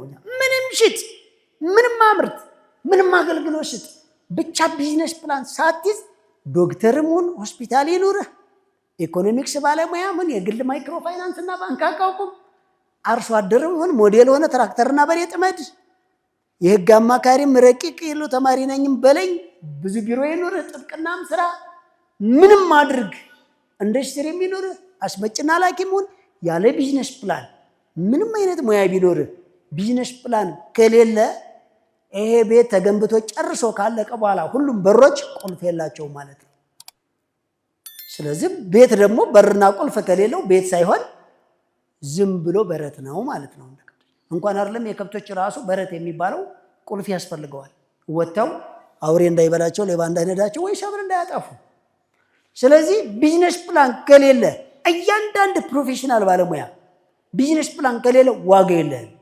ቢዝነስ ፕላን በየሙያ ተሳትፈ ሰው እየስራው ውሎ መጥቶ እየቤቱ እንደሚተኛ ሁሉ ሁሉም ባለሙያ ሲሰራ ውሎ በቢዝነስ ፕላን ካታጎሪ ውስጥ መካተት አለበት። በቢዝነስ ፕላን ኢንቨስትመንት ሪሳይክል ሲስተም ውስጥ ኦዲት መደረግ አለበት። በአለቃው በፋይናንስ ባለሙያ በመንግስት ኦዲተሮች አይደለም፣ በራሴ ቢዝነስ ፕላን። ስለዚህ አሁን ለቢዝነስ ፕላን እንዳትፈላሰፉ ዓለምን በሙሉ ዞረን መረጃ ነፍንፈን እንደ ጭቃ ጠፍጥፈን በ14 አይነት ካታጎሪ የተከፈለ 1800 ስራን የሚያካትት ረቂቅ ቢዝነስ ፕላን እድሜ ልካችሁን ነፃ የሚያወጣ ለአፍሪካ ለኢትዮጵያ ሕዝብ የሚመጥን ከአንድ ተራ 100 ብር ጀምሮ እስከ 100 ሺህ ብር ድረስ ብቻ ቢዝነስን ቤዝ መሰረት መጣል የሚችል ምንም ለሌለው ከ100 ብር እንጀምር። ብዙ ያላቸው ሰዎች በ100 ሺህ ብር ብቻ እንጀምሩ። ሚሊዮን ቢኖራቸውም በሚሊዮን መጀመር እንደማይችሉ አሸዋ ላይ የተመሰረተ መሰረት እንደሚፈረካከስ ሁሉ በብዙ ብር መጀመር አሸዋ ክምር ላይ መጀመር እንደሆነ ማለትም ለመቆጣጠር ለመፈላሰፍ ሴንስ ለማድረግ ራስ ኮንትሮል ለማድረግ ስለማይመች 100 ሺህና ከዛ በታች ከሆነች ግን ራስህ ስለምትጀምራት ብዙ ሚሊዮን ኢንቨስትመንት ያላችሁ ሰዎች እንደተለመደ በጎን እያስኬዳችሁ በእኛ ቢዝነስ ፕላን ግን ታች ወረዱና ለብቻዋ ውስን አይነትን ታች ጀምሩ። በትርፍ ሰዓት እሷን አስኬዷት። ተቀጣሪዎች የተለያየ ድንገት ወደ ኢንቨስትመንት ለመግባት የሚቸገሩ ሰዎች ደግሞ በትርፍ ሰዓት በቀን 30 ደቂቃ ወይም በሳምንት አንድ ቀን ብቻ ጊዜ እየሰጡ የሚጀምሩባት። በ5 ዓመት ግን ሁሉንም ከገንዘብና ከጊዜ ነፃነት ወለል አድርጎ የሚያወጣ የሚፈልገው ቦታ ቢውል የሚፈልገውን ያክል ገንዘብ ቢመዝ የማያልቅበት የማይቸግረው ለመጪው ትውልድ የሚያወርሰው ዘመንና ድንበር ተሻጋሪ ዘመን ቢቀያየር መንግስታት ቢቀያየሩ ሀገር ቢቀያየር እፈለከው ዓለም ላይ በፈለከው ዘመንና ትውልድ የማይቋረጥ ገቢ እንዲያስገባ ከፈለክ ይሄንን ቢዝነስ ፕላን የሙጥኝ ብለህ ሴቭ አድርገህ ልትከተለው ይገባል እያልኳቸው ነው ያሉት። ብዙ ሰዎች በትልልቅ ዩኒቨርሲቲዎች በትልልቅ ኩባንያዎች ኢንተርናሽናል በሆኑ በትልልቅ ድርጅቶች ጭምር ቢዝነስ አማካሪ ያሏቸው ቢዝነስ ዲዛይን አስደርገዋል፣ ቢዝነስ አዘጋጅተዋል። ግን ትራዲሽናል ነው፣ የተለመደ ነው። የሆነ ነገር አለበት። ምን በሉኝ? ከአንድ ፊት ሸር፣ ከአንድ ፊት ባንክ፣ ከአንድ ፊት ብድር፣ ከአንድ ፊት ከሊዝ ነፃ ከመንግስት ቦታ የሆነ ነገር ተጨመላልቋል። ነፃ መውጣት አይችልም። እንደዚህ አይነት ቢዝነስ ዘመንም ድንበርም አይሻገርም። የሆነ ሰዓት ላይ ፌል ያደርጋል። አይታችሁ ከሆነ ብዙ እንቅስቃሴ ላይ የነበሩ ሰዎች ስርዓት ሲቀየር ይወድቃሉ። አይታችሁ ከሆነ ቆንጆ እንቅስቃሴ ላይ የነበረ ቢዝነስ የሰው ሰራሽ የተፈጥሮ አደጋ ሲመጣ ይወድቃል። አይታችሁ ከሆነ የሆነ ቆንጆ እነ ሳፋሪኮም እኮ ከኢትዮጵያ ውጭ ስኬታማ ነበሩ። አሁን እዚህ የኪሳራ ማዕት በዜና እያነበቡ ነው። ስለዚህ አንዳንድ ቢዝነስ ሲሪየስሊ ከሆነ አካል ጋር እየተጋጨ ከሆነ የሚጋጨው አካል ካልተስማማው አንደርግራውንድ ይወርዳል ማለት ነው። በኮሮና ጊዜ አሉ የተባለ የቱሪዝም ማዕከል ሆቴልን ጨምሮ እንዴት ዱቄት እንደሆነ አይታችኋል። በጦርነት ጊዜ ምን ያክል ድርጅቶች ወደ አልነበረ እንደጠፋ አይታችኋል። የመንግስት ስራ ሲቀየር ምን ያክል ኢኮኖሚ እንደደቀቀና እንደተበለሻሽ ዳው ሀብታሙ እንዲህ ምስቅልቅሉ እንደወጣ አይታችኋል። ዋይ የራሳቸው ሀዲድ አይደለም መስመሩ። የራስህ ሀዲድ ካለ የራስህ መስመር ካለ የራስህ ቢዝነስ ፕላን ካለ የሰው ሰራሽና የተፈጥሮ አደጋ ንቅንቅ ያደርገው ሐዋላ የተመሰረተ ብራንድ ነው ያለ። ማንም ሊነቀንቀው የማይችል ስፕሪንግ የሆነ መንፈስ የሆነ ቢዝነስ ፕላን ሲስተም መገንባት ይቻላል። የሚዳሰስ ነው እቃው፣ አይዲያው ግን በሰዎች አእምሮ ውስጥ ነው። ታማኝነቱ ብራንዱ በሎጎ ውስጥ ነው። መቼም አንተን ገቢ ሊያሳጣህ የማይችል መቼም ሊያሳፍርህ የማይችል በምንም አይነት ነገር የሰው ልጅ በምድር ውስጥ እስካለ ድረስ የአንተን አገልግሎት ከመጠቀም ወደኋላ የማያስብል ሲስተም መገንባት ሲያስፈልግ ያለ ሲስተም መከተል ግድ ይሆናል ማለት ነው። የሚሊዮነሮች መንገድ። የሚሊዮነሮች መንገድ። ውድ የሚሊዮነሮች መንገድ ተከታታዮች ላለፉት ሳምንታት ዘወትር እሁድ ከምሽቱ 2 ሰዓት እስከ 4 ሲቀርብላችሁ የነበረው ፕሮግራማችን ከግንቦት 22 ቀን ጀምሮ ወደ መደበኛው ቅዳሜ ምሽት እንደሚመለስ እንገልጽላችኋለን። በዚህም መሰረት የሚሊዮነሮች መንገድ ዘወትር ቅዳሜ ከ2 ሰዓት እስከ 4 ሰዓት ይቀርብላችኋል። ለበለጠ መረጃም በ0932 39 04 01 ይደውሉ። ኑ አብረን እንስራ፣ አብረን እንደግ። የሚሊዮነሮች መንገድ። የሚሊዮነሮች መንገድ።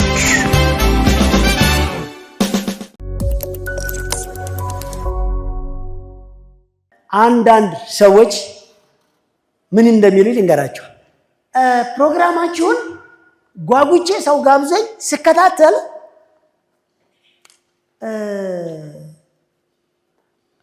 እና አልገባኝም ሳዳምጥ ሚሊዮኖች አሉ። ለምን እንዳልገባችሁ ልንገራችሁ።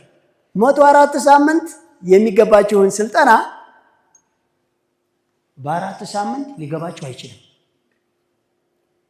እስከ 2 ሳምንት እስከ 2 ዓመት ሚሊዮነር እስከ 5 ዓመት ሚልቲ ሚሊዮነር አልን እንጂ እኛ ቢዝነስ ኦነር ማለትና ቢዝነስማን ማለትን እንድትለዩ ገና ነው እንጂ በየወሩ እኛ የደረሳችሁበትን እያሳወቃችሁን በየጊዜው በየሳምንት እየጠየቃችሁን እንድሰለጥኑና ያልገባችሁን ወደፊት ከእድገታችሁ ጋር እየገባችሁ እንዲሄድ እንጂ ሙሉ እንዲገባችሁ ከሆነማ አንዷን ዲፓርትመንት ብቻ ለማሰልጠን እንደ ዩኒቨርሲቲ 5 ዓመት ይፈጃል።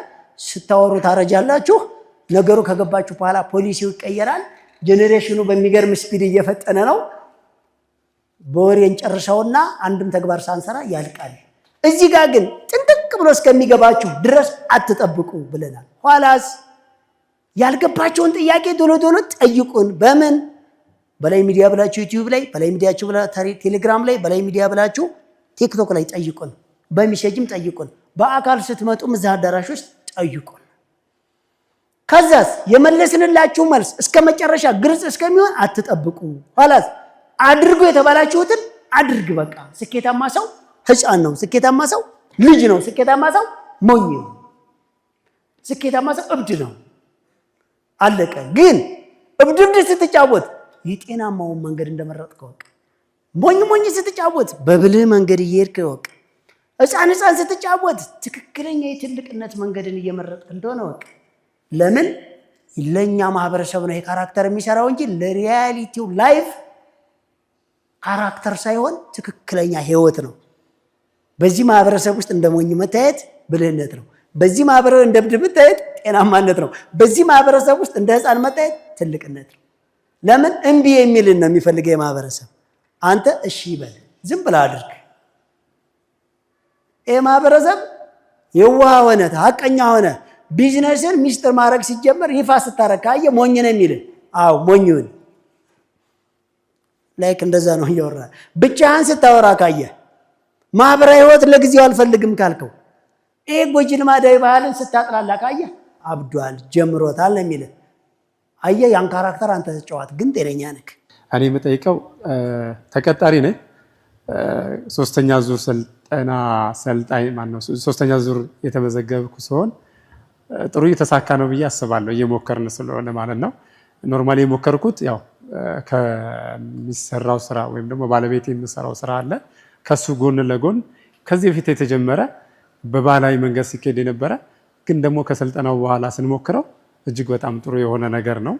በትንሹ ማለት ነው። ግን በትክክል እየተሳካ ሁለተኛ ወሬን ትላንትና ሂሳብ ስንሰራ በትክክል የተሳካ ባለፈው ወር ከዛ ሁለተኛ ወሩን እየተሳካ ያለ ነው። ነገር ግን የዚህ ስኬት ቅድም ስልጠናው ላይ እንደተባለው ገንዘቡ ሊመጣ ይችላል። ልምዱን ግን ለማግኘት ከቅጥር ዓለም ወጥቶ ሙሉ ስልጠና ማለት ሙሉ ፕራክቲስ ለማድረግ አያስፈልግም ወይ የሚል ነው። ጥሩ። በነገራችን ላይ እንደዚህ አይነት በጣም ጎበዝ ሰዎች አሉ ብያቸዋለሁ። ሶስተኛው ዙር ጀምሮ አላልንም። ጀምሩ እስከሚባል ግን በራሳቸው ጀምራችሁ ራሳችሁን እየፈተናችሁ መቆየት ትችላላችሁ ብለናልና ሶስተኛው ዙር ላይ ቀድሞ እያሳካ ካለ ሰው ውስጥ ነው። አንድ ጊዜ ሞራል ስጡት። ሌላኛው ለብዙ ጊዜ እየሰራን ነበር እስከዛሬ ከምንሰራው ስራ ግን ላይክ በዚህ ስልጠና ሲታገዝ ሰክሰስፉል መሆን በቀላሉ ችሏል። ገና ጅማሮ ላይ ነው። በነገራችን ላይ በጣም ጥሩ። ትልቁ ነገር እንዳልከው ገንዘቡ ተሳካ፣ ግን ብዙ የቀሩ ልምዶች፣ ብዙ የሚኮረጁ ሙያዎች፣ ብዙ መጠረግ ያለባቸው መንገዶች እውነት ነው ያስፈልጋሉ። እነዚህን አይነት ነገሮች የምታገኟቸው ለጊዜው እኛ በባለፈ የሲስተም ችግር ገጥሞናል ካልናችሁ ከባንኮች የሚሊዮነሮች መንገድ አካውንት አከፋፈት ጋር ቶሎ በየቦታው በስርዓት ሲስተሙ ከመታወቅና ካለመታወቅ ጋር ተደነባብሮ ጊዜውን ወደኋላ ጎተተብን እንጂ ሁላችሁም አሁን ሶስተኛው ዙር ላይም ስንጀምር ሌላ ባንኮች በደንብ ሲስተማቸውን አሻሽለው የሚሊዮነሮች መንገድ የሚለውን አካውንት እንዲያስከፍቱ በድጋሚ እናስደርጋለን።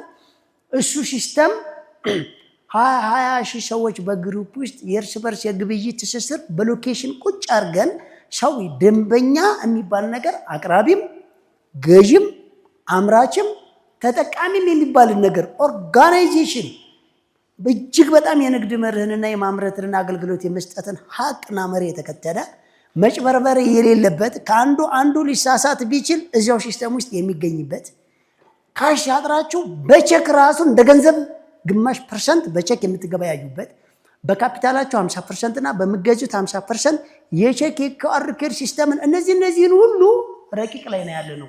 በተለያየ ነገር እየተጎተተ እስከዛ ድረስ ግን እናንተ እሱን እስከምናስተካክል የኛ ራሱን የቻለ ማህበራዊ ድረገጾቻችን አሉ። ያለ ምንም ክፍያ ማስታወቂያ የሚሰሩበት ቴሌግራማችን፣ ዩቲዩብ ቻናላችን፣ ቲክቶካችን ይሄ ሁሉ የናንተ ምርትና አገልግሎት እንደ ሌላ ሰው አግሪመንት ፈጽማ 400 ሺህ ከፍለ በደቂቃ እንትን ብለ የምንለው አካል የለም። ሁሉም ሰው ወደ 0910808019 ተመዘገበበት ስልክ ላይ በቴሌግራም ሐሳቡን ያስቀምጣል። ኢንፎርሜሽን ከላከና ኮድ ከተሰጠው በኋላ ሁሉም ሰው እዛ ላይ ሰራተኛ ሲፈልግ፣ አሰሪ ሲፈልግ፣ መሸጥ ሲፈልግ፣ መግዛት ሲፈልግ፣ ሐሳብ ሲፈልግ እዛ ላይ ሙሉ ለጊዜው እናንተ ልምድ ተለዋውጡበት ብለን ክፍት አድርገንላችኋል። ልምድ ተለዋውጡበት።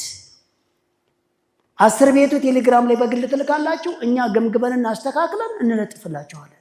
እዛ የሚሊዮነሮች መንገድ ሰልጣኝ እዛ ሙሉ ሐሳቡን፣ ልምዱን፣ ምርቱን አድቨርት ማድረግ ይችላል። ቀጥታ ወስዳችሁ ግን እንዳለጥፉ በእኛ ታርሞና ተገምግሞ ስለሆነ ወደ 0910808019 የሚለው ስልክ ላይ መደወል ማርለም በቴሌግራም ሐሳቡን መላክ ነው። ከዛ እኛ እንገመግመዋለን ማለት ነው። ለጊዜው እንደዛ ነው የምናደርገው። ከዛ በዘለለ ግን ኮሜንት ስጽፉ ራሱ በርቀት ሆናችሁ የምትጠይቁ ሰዎች የጠየቃችሁ ጥያቄ እዚህ ጋር ሲመለስ ፕሮግራማችን ላይ እንደነገርኳችሁ የአንዱ ጥያቄ ሲመለስ ለገጠመው ችግር የምንሰጠው መፍትሄ የሁሉም ሊጠይቅ የነበረው ሰው እየተመለሰለት ይሄዳል። ቀድም አንድ ነገር ገጠመኝ። ተደወለልኝና ቴሌቪዥኔ ተበላሽቶ ነበር። ልብ አድርጉ፣ ቴሌቪዥኔ ተበላሽቶ ነበር እና ድንገት ስከፍተው ትላንትና ማታ ተሳሰርቸው የለም የእናንተ ፕሮግራም ምን ሆኖ ነው አለችኝ። ብዙ ሳምንት ሆነው እኮ ፕሮግራሙ ቅዳሜ የነበረው ወደ እሑድ ከተቀየረ አሁንም የእሑድ ወደ ቅዳሜ ገና ይመለሳል። በየሳምንት ይህን ስልጠና ካቋረጣችሁ ፕሮግራምም ስንቀይር አሰሙ፣ ቢዝነስ ፕላንም ስናሻሽል አሰሙ፣ በየቀን የሚሰጠውንም እድገትና ህግና ደንብ አሰሙ። ቴሌቪዥን የተበላሽቶ ነው አለች። እናትዬ የአንቺ ቴሌቪዥን ቢበላሽ ወይ ጎረቤት ሄዶ ማየት፣ ወይ እጅ ስልክ ላይ ማየት፣ ወይ ስልክ ከሌለ በዩቲዩብ በሌላ ሰው ካርድ ሞልቶ ማየት ወይም ደግሞ ቲቪው ቶሎ እንዲሰራ ማድረግ ይሻላል ወይስ ዝም ብሎ በቃ ቲቪው ስለተበላሸ የመጣ ሰዓት ሰለጥናለሁ ብሎ ማቋረጥ ይሻላል? ስንት ሀገር አቋርጠን ሄደን ዩኒቨርሲቲ ያልተማርንም ወይ? ስንቅ ሰንቀን ኤሌክትሮኒክስ ዕቃ ተሸክመን አንሶላ ብርድ ልብስ ጠቅልለን መወዳደሪያ ይዘን 4-5 ዓመት ገና ጨርሰን ስንመጣ ስራ ለመፈለግ አልተጨቆንም ወይ? ለመማር ዋጋ አልከፈልንም ወይ? ረሳ ታሪክስ የለም ወይ? እዚህ ጋር ባላነሳው በዚህ ዙሪያ ላይ ይህን ያክል ዋጋ የከፈለ ሰው ምንም ሳትንገላታ አቤት ቁጭ ብለ ይህን ቢዝነስ ፕላን ተከትለ እዛው ግቢ ቢዝነስ ፈጥረ እያንዳንዱ ያልገባህን እዛው ቁጭ ብለ እየጠየቀን እንደዛ አይነት ትስስር ውስጥ ገብተ ይህን ሰክሰስ ትሆናለህ። የገንዘብና የጊዜ ነፃነት በዚህ ጊዜ ያብቃልሃል። 5 ዓመት ብትደቅም በ2 ዓመት ሚሊዮነር በ5 ዓመት መልቲ ሚሊዮነር እያል ነው። አንድ ትንሽ ነገር ስትቃወስ አልነበርኩም ነበር። አንዱ ምሳሌ ታመሜ ነበር አለ። የታመመ ሰው አሁን ስልክ ያይል ቴሌቪዥን ተበላሽ ስልኬ ተሰርቆ ነበርና ዛሬ አወጣሁት ከአንድ ወር በኋላ ያለፈው ሳምንት ጎረቤት ሄደ መማር ካቃተ ጎረቤት ሀገር ሄደ ትማራለህ። ችግር የለውም። እሺ ስለዚህ እንደዛ አይነት እንዳታቆራርጡ። እንደዚህ የምታቆራርጡ ከሆነ ባሰለጥኑ ይሻላል። ሎሪ ብቻ ሰምቼው ነበር። አው አውቀዋለሁ። በነገራችን ላይ ግን ግልጽ አልሆነልኝም። እንዴት አድርጎ ነው ግልጽ የሚሆንልህ? አታቋርጥ። በየሳምንት ማቋረጥ የሚባል ነገር የለም። እሺ ለቀጣይ ጥያቄ ስትልኝ አንድ ጊዜ ይቅርታ። እሺ አመሰግናለሁ። የመጣሁት ከጎጃም ነው እና እኔ መስራት በዚህ ቢዝነስ ፕላን ያስመዘገብኩት ምንድነው ስነ ጽሁፍ ነው። ጥያቄ ምንድነው እንዴት ወደ ቢዝነስ እንደምቀይረውና የገቢ ምንጭ እንዲሆንልኝ ወይ እንዴት አድርጌን ገንዘብ ሜክ ማድረግ እንደምችል እንድታግዘኝ ነው። በጣም አመሰግናለሁ። ክብረት ይስጥልኝ። እድሜ ማቱ ሰላም ይስጥ። አመሰግናለሁ በጣም። እሺ እኔም አመሰግናለሁ በጣም። በነገራችን ላይ ያው በቢዝነስ ፕላን ውስጥ እየሰለጠነ ኢንፎርሜሽን ሁሉንም አይነት የስራ አይነት 1800 ስራ ያካትታሉ ካልናቸው አይነት እንግዲህ አንዱ አርት ስራንም አዎ ያካትታል። ሰው አገልግሎት ነው፣ ማዝናናት ነው፣ ማስተማር ነው። በመጽሐፍ ሊሸጥ ይችላል፣ በሶፍት ኮፒ ሊሸጥ ይችላል፣ በቲያትር መልክ ሊሸጥ ይችላል። ማዝናናት ወይ ማስተማር ወይ እያለ ይቀጥላል። በነገራችን ላይ ምናልባት ልክ ነው ይቻላል ስነ ጽሁፍ። ቅድም እንዳልኳቸው ግን የፕሮፌሽናል ስልጠና ምን አንልም እኛ ለእያንዳንዱ አጠቃቀን ራሱ ሙያውን አይደለም የምናሰለጥነው፣ ግን የምናሰለጥነው እኛ ምንድነው ማርኬቲንጉ ላይ አይደለ? ስለዚህ ቅድም እንዳልነው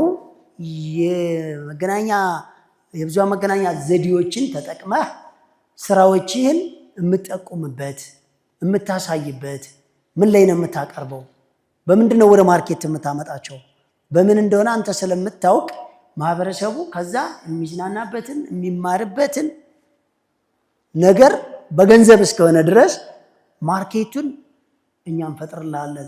አንተ ግን የምታቀርብበትን ነገር በግልጽ ለኛ አስቀምጥልን።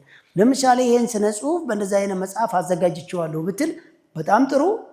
እንዴት እንደሚሸጥና እንዴት እንደሚያገኙት አይደለም በኦዲየንስ ነው በመግቢያ ነው ካልክ የት መቼ እንዴት አድቨርታይዙን ልክ በእኛ ኮንታክት ውስጥ አይደለ? ከዛስ ያገኘኸውን ገንዘብ ደግሞ እንዴት መልሰህ ሙያህን እንደምታስፋፋ ምሳሌ እንዴት እንደምጽፍ ሊሆን ይችላል፣ እንዴት ድርሰቱን እንደምታቀናብር ሊሆን ይችላል፣ እንዴት ኦዲየንስ ልትፈጥር እንደምትችል ሊሆን ይችላል፣ እንዴት ተጨማሪ ወጎችን ወይም እውቀቶችን አፕላይ እንደምታደርግ ታስፋፋበታለህ ማለት ነው። እሱን ሪሳይክል ሲስተሙንና ማርኬቲንግ ላይ እንዴት ይውጣ እሱን እናግዛለን። ለቀጣይ ጥያቄ እኔ የመጣሁት ከሞያሌ ነው። ሞራል ስጡት እንጂ ሞራል ስጡት። ኬንያ እኔ በ1999 የሞቃዲሾ ጦርነት ጊዜ እንግዲህ አንዱ በዛን ጊዜ ቢዝነስ እያጠናው ባለውበት ስቲል ገና ህፃን ሆኜ ሶሪ እስካሁን ድረስ የማረሳው ነገር አንዱ ቢዝነስ ያጠናውበት ቦታ ነው።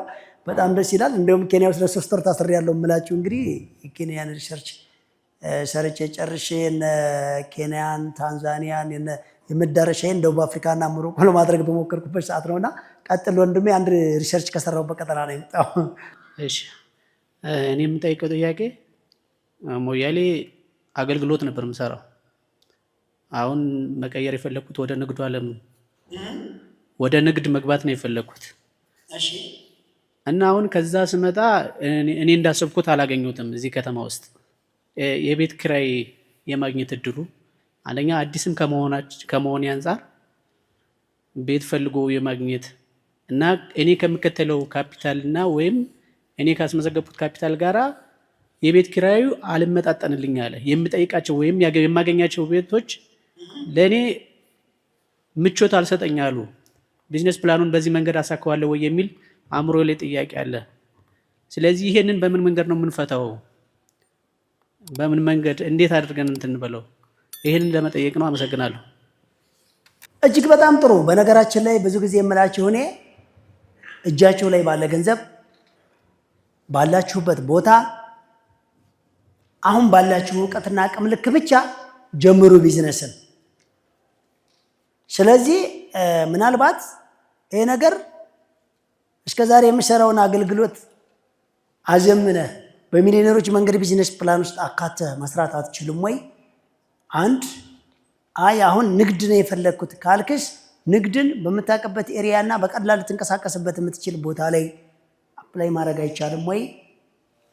ሌላ ልዩ ስፔሻል ኬዝ ካለ እዚህ በአንተ አቅም ልክ ብቻ ባስመዘገብከው ካፒታል ልክ ብቻ ልታገኝበትን የቤት ኪራይ አቅምና አካባቢ በቀላሉ ቅድም እንደነገርን በ09108819 የሚለው ስልክ ቁጥር ላይ ቴሌግራም ስላለው ይሄን ሐሳብክን እዛ ላይ አስቀምጠው፣ እኛ ቻናል ላይ እናስቀምጠዋለን። በአንድ ጊዜ ላይክ አድርገው ሰዎች ምላሽ ይሰጡሃል ማለት ነው። ያንተን አቅም፣ ያንተን አካባቢ፣ ያንተን ፍላጎት ያክል ማከራየት የሚችሉ ሰዎች እዛው ላይ አፕላይ ያደርጉልሃል። በቀላሉ ታገኛቸዋለህ። ነገር ግን አንዳንድ ጊዜ ብዙ ሰዎች እኔ መስራት ነግሬያቸዋለሁ። ብዙ ጊዜ ሐሳቤ ሪል ስቴት ነው ያለኝ 1000 ብር ነው ያለን ሰው በ1000 ብር ሪል ስቴት አይቻልም አላልነውም። እሺ ከባድ ነው እንዳትሉ ምን አድርገን ያልነው ብለናቸዋል። የውሻ ቤት ስራ፣ የውሻ ቤት እንዴት እንደሚሰራና ከምን ቁስ እንደሚሰራ እንዴት ወጪ ቆጣቢ አድርገን እንደምሰራ፣ ከዛ እንዴት እንደሚሸጥ፣ ከዛ እንዴት የውሻ ቤቶች፣ ከዛ እንዴት የጥበቃ ቤት፣ ከዛ እንዴት ሰርቪስ፣ ከዛ እንዴት ቪላ፣ ከዛ እንዴት አፓርትመንት እንደሚገነባ አብረን እንጓዛለን። እርሻ ኢንቨስትመንት ነው የምፈልገው እኔ በትራክተሩ በኮምፓይነሩ በትልልቁ እርሻ መካናይዝድ ነው የምፈልገው ግን ያለኝ 100 ብር ነው ያለን ሰው አንችልም አላልነውም። ችግር የለም። አንድ ባሊ ዕቃ ላይ ልስልስ አፈርን አስገባና አንድ ፍሬ መትከል ቻል፣ ግድ የለህም የዛሬ ወር 200 ብር ትሸጣታለህ። 2 ችግኞች ነው የሚቀጥለው ወር ላይ 400 ትሸጠዋለህ። የሚቀጥለው ወር ላይ 800 ታረጋለህ። የሚቀጥለው ወር ላይ አየህ በ2 ዓመት 4 ሚሊዮን ይደርሳል። ይህ ሰውዬ ወደ እርሻ መካናይዝድ ተደራጅቶ ገባል ይገባል። ስለዚህ በአቅማችንና በትንሿና የሚመጥነን አካባቢና ሰፈር ላይና በሚመጥነን እጃችን ላይ ባለ ገንዘብና ጊዜ ብቻ እንጀምር። አሁን እኛ የተቸገርነው ትንሽ ያለው ሰው በትንሽ ምን ይጀምራል ይለናል። ትልቅ ያለው ሰው ደግሞ ትልቅ ስለለመዱ በ100,000 ብር ብቻ ለምን ከለከላችሁኝ? በሚሊዮን ልጀምር እንጂ ያዙ ይልቀቁኝ የሚል የቢሊዮነሮች መንገድ ስልጠና አለ፣ ግን ሪሞተር ነው አትችሉትም። አሁን 1000 ሰራተኛ አለኝ አለኝ አንድ ሰው። የሚገርም የሆነ ሰዓት መጣና በ1000 ሰራተኛው 60 ሰው ማናጀር ነው። ታብዳለህ እኮ አልኩት። 60 ማናጀር ምክትል ማናጀር አለው። 60 ምክትል ማናጀር ከስር ሌላ የቲም መዋቅር አለው። የሚሰራው ውስን ነው። ሁሉም በየቦታው ሹፌሩ ያጭበረብራል፣ የጥራት ቁጥጥሩ ያጭበረብራል፣ ጥበቃ ያጭበረብራል። ሰውየው ሊፈነዳ ነው። ኖሮም አልቻለው። ቢሞትማ በአንድ ቀን ድርጅቱ ዘርፎ ያልቃል። አንተን የቢሊዮነሮች መንገድ ስልጠና ሳይሆን የሚሊዮነሮች መንገድ ራሱ ይበዛባል። በ100 ብር ነው መጀመሪያ ያለባል። የምር በቃ ከአንድ ቦታ ለአብድ ነው ለሰከንድ አወራችሁም። ከዛ ይደውላል፣ ከዚህ ይደውላል፣ ከባንክ ላይ ይደውልበታል። ከዚህ ቀን አለፈ ይባላል፣ እዛ ሊብሪንት ተባለ ይባላል፣ እዛ ያላገባ ይባላል፣ እዛ በሌላ ሰው ስም ሰነድ ያወጣዋል፣ እዛ አንዱ ከርቶት ሌላ ጥያቄ ይከራከራል። ፍርድ ቤት ችግር አለበት፣ የባንክ ጉዳይ አለበት፣ የውጭ ፕሮሰስ አለበት። በቃ የሰራተኛ ሄዶ መብት ጥያቄ ጡረታ አልተሰጠኝም ብሎ ይከሳል። አንዱ ያላግባብ ተባረርኩ ብሏል፣ አንዱ ሌባ ተሰብሯል፣ ካሜራን አስፈትሽ። ይሄ ሰውዬ እኮ ምንም መዋቅሩ ያልተስተካከለ ግራ ግብት ሊፈነዳ ደርሷል እኮ። ከእንደዛ አይነት ባለሀብትማ እልል ያለ የቀን ሰራተኛ በልቶ ጠጥቶ ድንቹን በልቶ ለሽ ሰላም እንቅር። የምሬን እኮ ምራ እንዴ ሲያብድ በቃ ይሄ ሰውዬ እኮ ካንጋሮ ላይ ተኛ እንጂ እንደ ካንጋሮ ሲዘል እኮ ነው የሚያድረው። አልተኛም እኮ። እንደዚህ አይነት ባለሀብትም እንዳትሆኑ ነው አንዱ ጥንቃቄ። ሀብት ላይ ብቻ አይደለም እያወራን ያለ ነው። የገንዘብና የጊዜ ነፃነት ካላገኘህ ዞሮ ዞሮ ሀብትም ከድህነት የባሰ ሲቀይ ነው። ስለዚህ ጤናንም ኮንፈርትንም ሀብትንም ጥርት አድርጎ የማስኬድ አቅም አለን ነው የኛ ጨዋታው ጥያቄ። እሺ እጅግ በጣም ጥሩ ፕሮግራማችንን እዚህ ጋር እንቋጭ። ለማንኛውም ግን ቀጣይ እስከ ሰኔ 26 ማድረስ ያለባችሁን ስንነግራችሁ እንደ ፈጣሪ ፍቃድ 3ኛ ዙሮች አንድ ጋር ትጀምራላችሁ። 3ኛ ዙሮች ሰኔ 26 መቁጠር ይጀምራል። የ3ኛ ዙሮች ያልጀመራችሁ ጀምሩ። ካሁኑ ጀምራችሁ የጀመራችሁ በጣም ስታንድ ባይ ራሳችሁን አብቁ፣ አደላድሩ። ካፒታል የምታሻሽሉ ሰኔ 26 ላይ ካፒታል ማሻሻያም መጀመሪያም ያበቃል። ልክ ሰኔ 26 መቁጠር ይጀምራል። ሐምሌ 26 ያሳካችሁትን ማሳወቅ ነው። ሰኔ 26 ያሳካችሁትን ማሳወቅ ነው። ማነው ነሐሴ፣ ከዛ መስከረም 26 ያሳካችሁትን ነው። ከዛ በኋላ እያሳውቃችሁ የምትሄዱት። እስከ ዛሬ ድረስ ትልልቅ ከመንግስት ተቋማት ጋር ያሉ የተለያዩ ልናግዛቸው ያሰብናቸውን ሰዎች ስንጠብቅ ነው። የጨረሱ ጨርሰዋል፣ አብረው እንዲጓዙ። ያልጨረሱት ወደ 4ኛው ዙር ላይ ይምጡ። ከሰኔ 26 ጀምሮ 3ኛ ዙሮች መቁጠር ይጀምራል። ፍሽካ ይነፋል። ፍልሚያው ይቀጥላል። የአንደኛና የሁለተኛ ዙሮችም የግብይት ትስስሩ በሎኬሽንና በትክክል በዛን ጊዜ ትንሽ ለሚቀረው ኦሬዲ የተወሰነ ወራት እንደተጓዝን ሙሉ በሙሉ እንገባለን። የቼክ ማሳተሙ በትክክለኛነት ወደ ኢንቨስትመንቱ ይቀጥላል። በጋራና የዕቃ አቅርቦቱ፣ የግብይት ልውውጡ፣ የሎኬሽን አድሬስ ክትትሉም እንደዚሁም ወደፊት የሚሊዮነሮች መንገድ ሰልጣኞች ሀብታቸውን በግልጽ እያሳዩ ስለሆነ ከግብር አከፋፈል ጋር ከቫትና ከታክስ አጣጣል ጋር ከኢምፖርትና ኤክስፖርት ጋር ከአገልግሎት ማቋቋም ጋር ጠቅላላ በልዩ ሁኔታ ልዩ ፖሊሲ እንዲወጣላቸው ከአሁኑ ጀምረን እያስተካከልን ነው። በእርግጠኝነት በቅርብ ጊዜ አዲስ ዜና እነግራቸዋለን። አዲስ ዜና ማለትም እኛ እድገታችንን ለመከታተል ውጤታችንን ለማየት በግልጽ ሀብታቸውን ሳይደብቁ በባንክም በእኛም ዳታ ላይ እያቀረቡ ስለሆነ እነዚህ ሰዎች ሀገር እየተገነባ ስለሆነ ይህን ሁሉ ሚሊዮነር፣ ይህን ሁሉ አምራች፣ ይህን ሁሉ ነጋዴ፣ ይህን ሁሉ አገልግሎት ሰጪ አምተን ህጋዊ የዓመት ግብር ከፋይ ከሆነ ይበቀዋል። በትንሽ በትልቁ ቫት ውስጥ ተቀርቅሮ ገና ሳያገግም ቻሌንጅ እንዳይገጥመው የሚል ትልቅ እያቀረብን ነው። ሀገር እየገነባን ነው። ያለ መንግስት በጀት ሀገር እያሳደግና ያለ ነው። ያለ ማንም አስገዳጅነት ወደንና ፈቅደን ጊዜያችንን፣ እውቀታዊ ሚስጥራችንን፣ ሀብታችንን እያፈሰስንለት ያለ ይሄን ሁሉ ዜጋ ለመቀየር ነው። ይሄንን ደግሞ የትኛውም አካል አልተቃወመም። በደስታ እውቅናና ፍቃድ ሰጥቶ ምንም የፋይናንስና የእውቀት እርዳታ ስላልጠየቅን እንጂ ማንኛውም አካል ለመርዳት ዝግጁ ነው። እኛ ግን እርዳታ አንፈልግም። ፈጣሪ መጀመሪያ ሁሉንም አሟልቶልናል። ገብታችሁ ያለ አይደል? ድርጅታችን ለእናንተ ይሄን ያክል ወጪ እያወጣ አንድ ቀን ሄደን አጠገቡ ጎብኚ ሳይለን አንድ ቀን በየወር የምንገምጥለትን ሚሊዮን ብር ተቋቁሞ በቅርብ ጊዜ በቦሌ መድኃኔዓለም ጋር ያለው ማርኬታችን ሊከፈት ነው። ሰርፕራይዝ እናደርጋቸዋለን።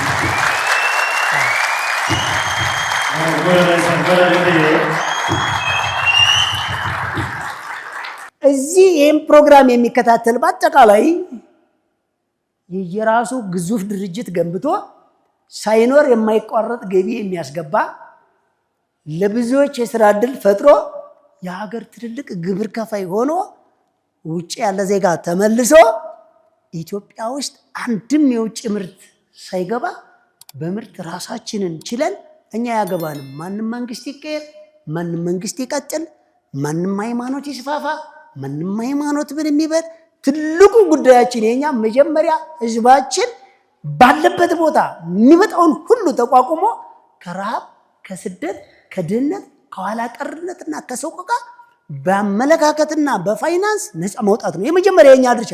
ሙያችንም ይሄን የሚመጥን እርግጠኞች ነን። ደግሞ የአመለካከትና የኢኮኖሚ ለውጥ ከመጣ አሁን ያለውን ስደትም፣ ጦርነትም፣ ቸነፈርም፣ ሰቆቃም፣ ልመናም ይቆማል ብለን እናስባለን በእርግጠኝነት። ለምን ካላችሁኝ አፍሪካውያን አብዛኛው የኢትዮጵያውያኖች የኛ በሽታ የራስ ምታት ሳይሆን የሚጀምረን ከኪስ ምታት ስለሆነ ነው። ገብታችሁ? ስለዚህ የኪስ ምታትን የምናጠፋው በኢኮኖሚና በአመለካከት ለውጥ ነው። በእርግጠኝነት የተሻለ ደረጃ ላይ እንገናኛለን። ለአንድ ደቂቃ የህሊና ጸሎት ሁላችሁ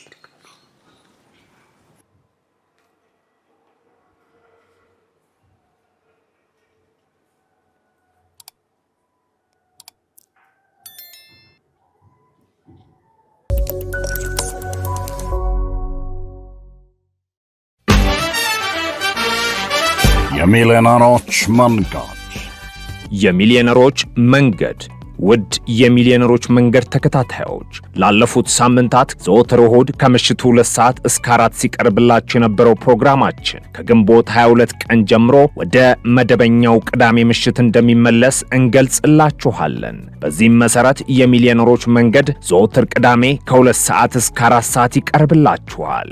ለበለጠ መረጃም በ0932 390401 ይደውሉ። ኑ አብረን እንስራ፣ አብረን እንደግ። የሚሊዮነሮች መንገድ። የሚሊዮነሮች መንገድ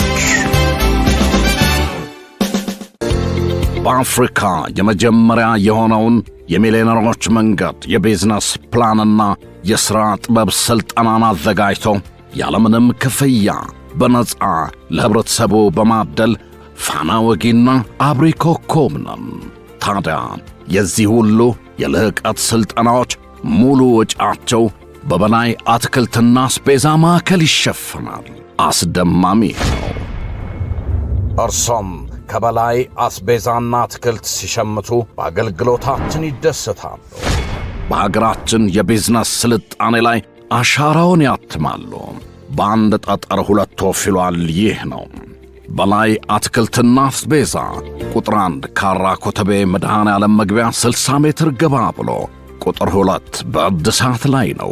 ቁጥር 3 ወደ ኮተቤ ገብርኤል በሚወስደው አዲሱ አስፓልት ላይ፣ ቁጥር 4 ወሰን ወደ ራእይ ጤና ጣቢያ መግቢያ ከዋናው አስፓልት 30 ሜትር ገባ ብሎ፣ ቁጥር 5 ፊጋ መስቀለኛ ወደ መገናኛ ታክሲ መያዣው ጋር ከ500 በላይ የእርሻና የፋብሪካ ምርቶችን በአንድ ቦታ በተመጣጣኝ ዋጋ ይሸምቱ፣ ይንበሽበሹ። በ0911 992411 ሃሎ ይበሉን። በላይ አስቤዛ ማዕከል የጊዜውና የኢኮኖሚው ብቸኛ ጋር። በላይ አስቤዛ ማዕከል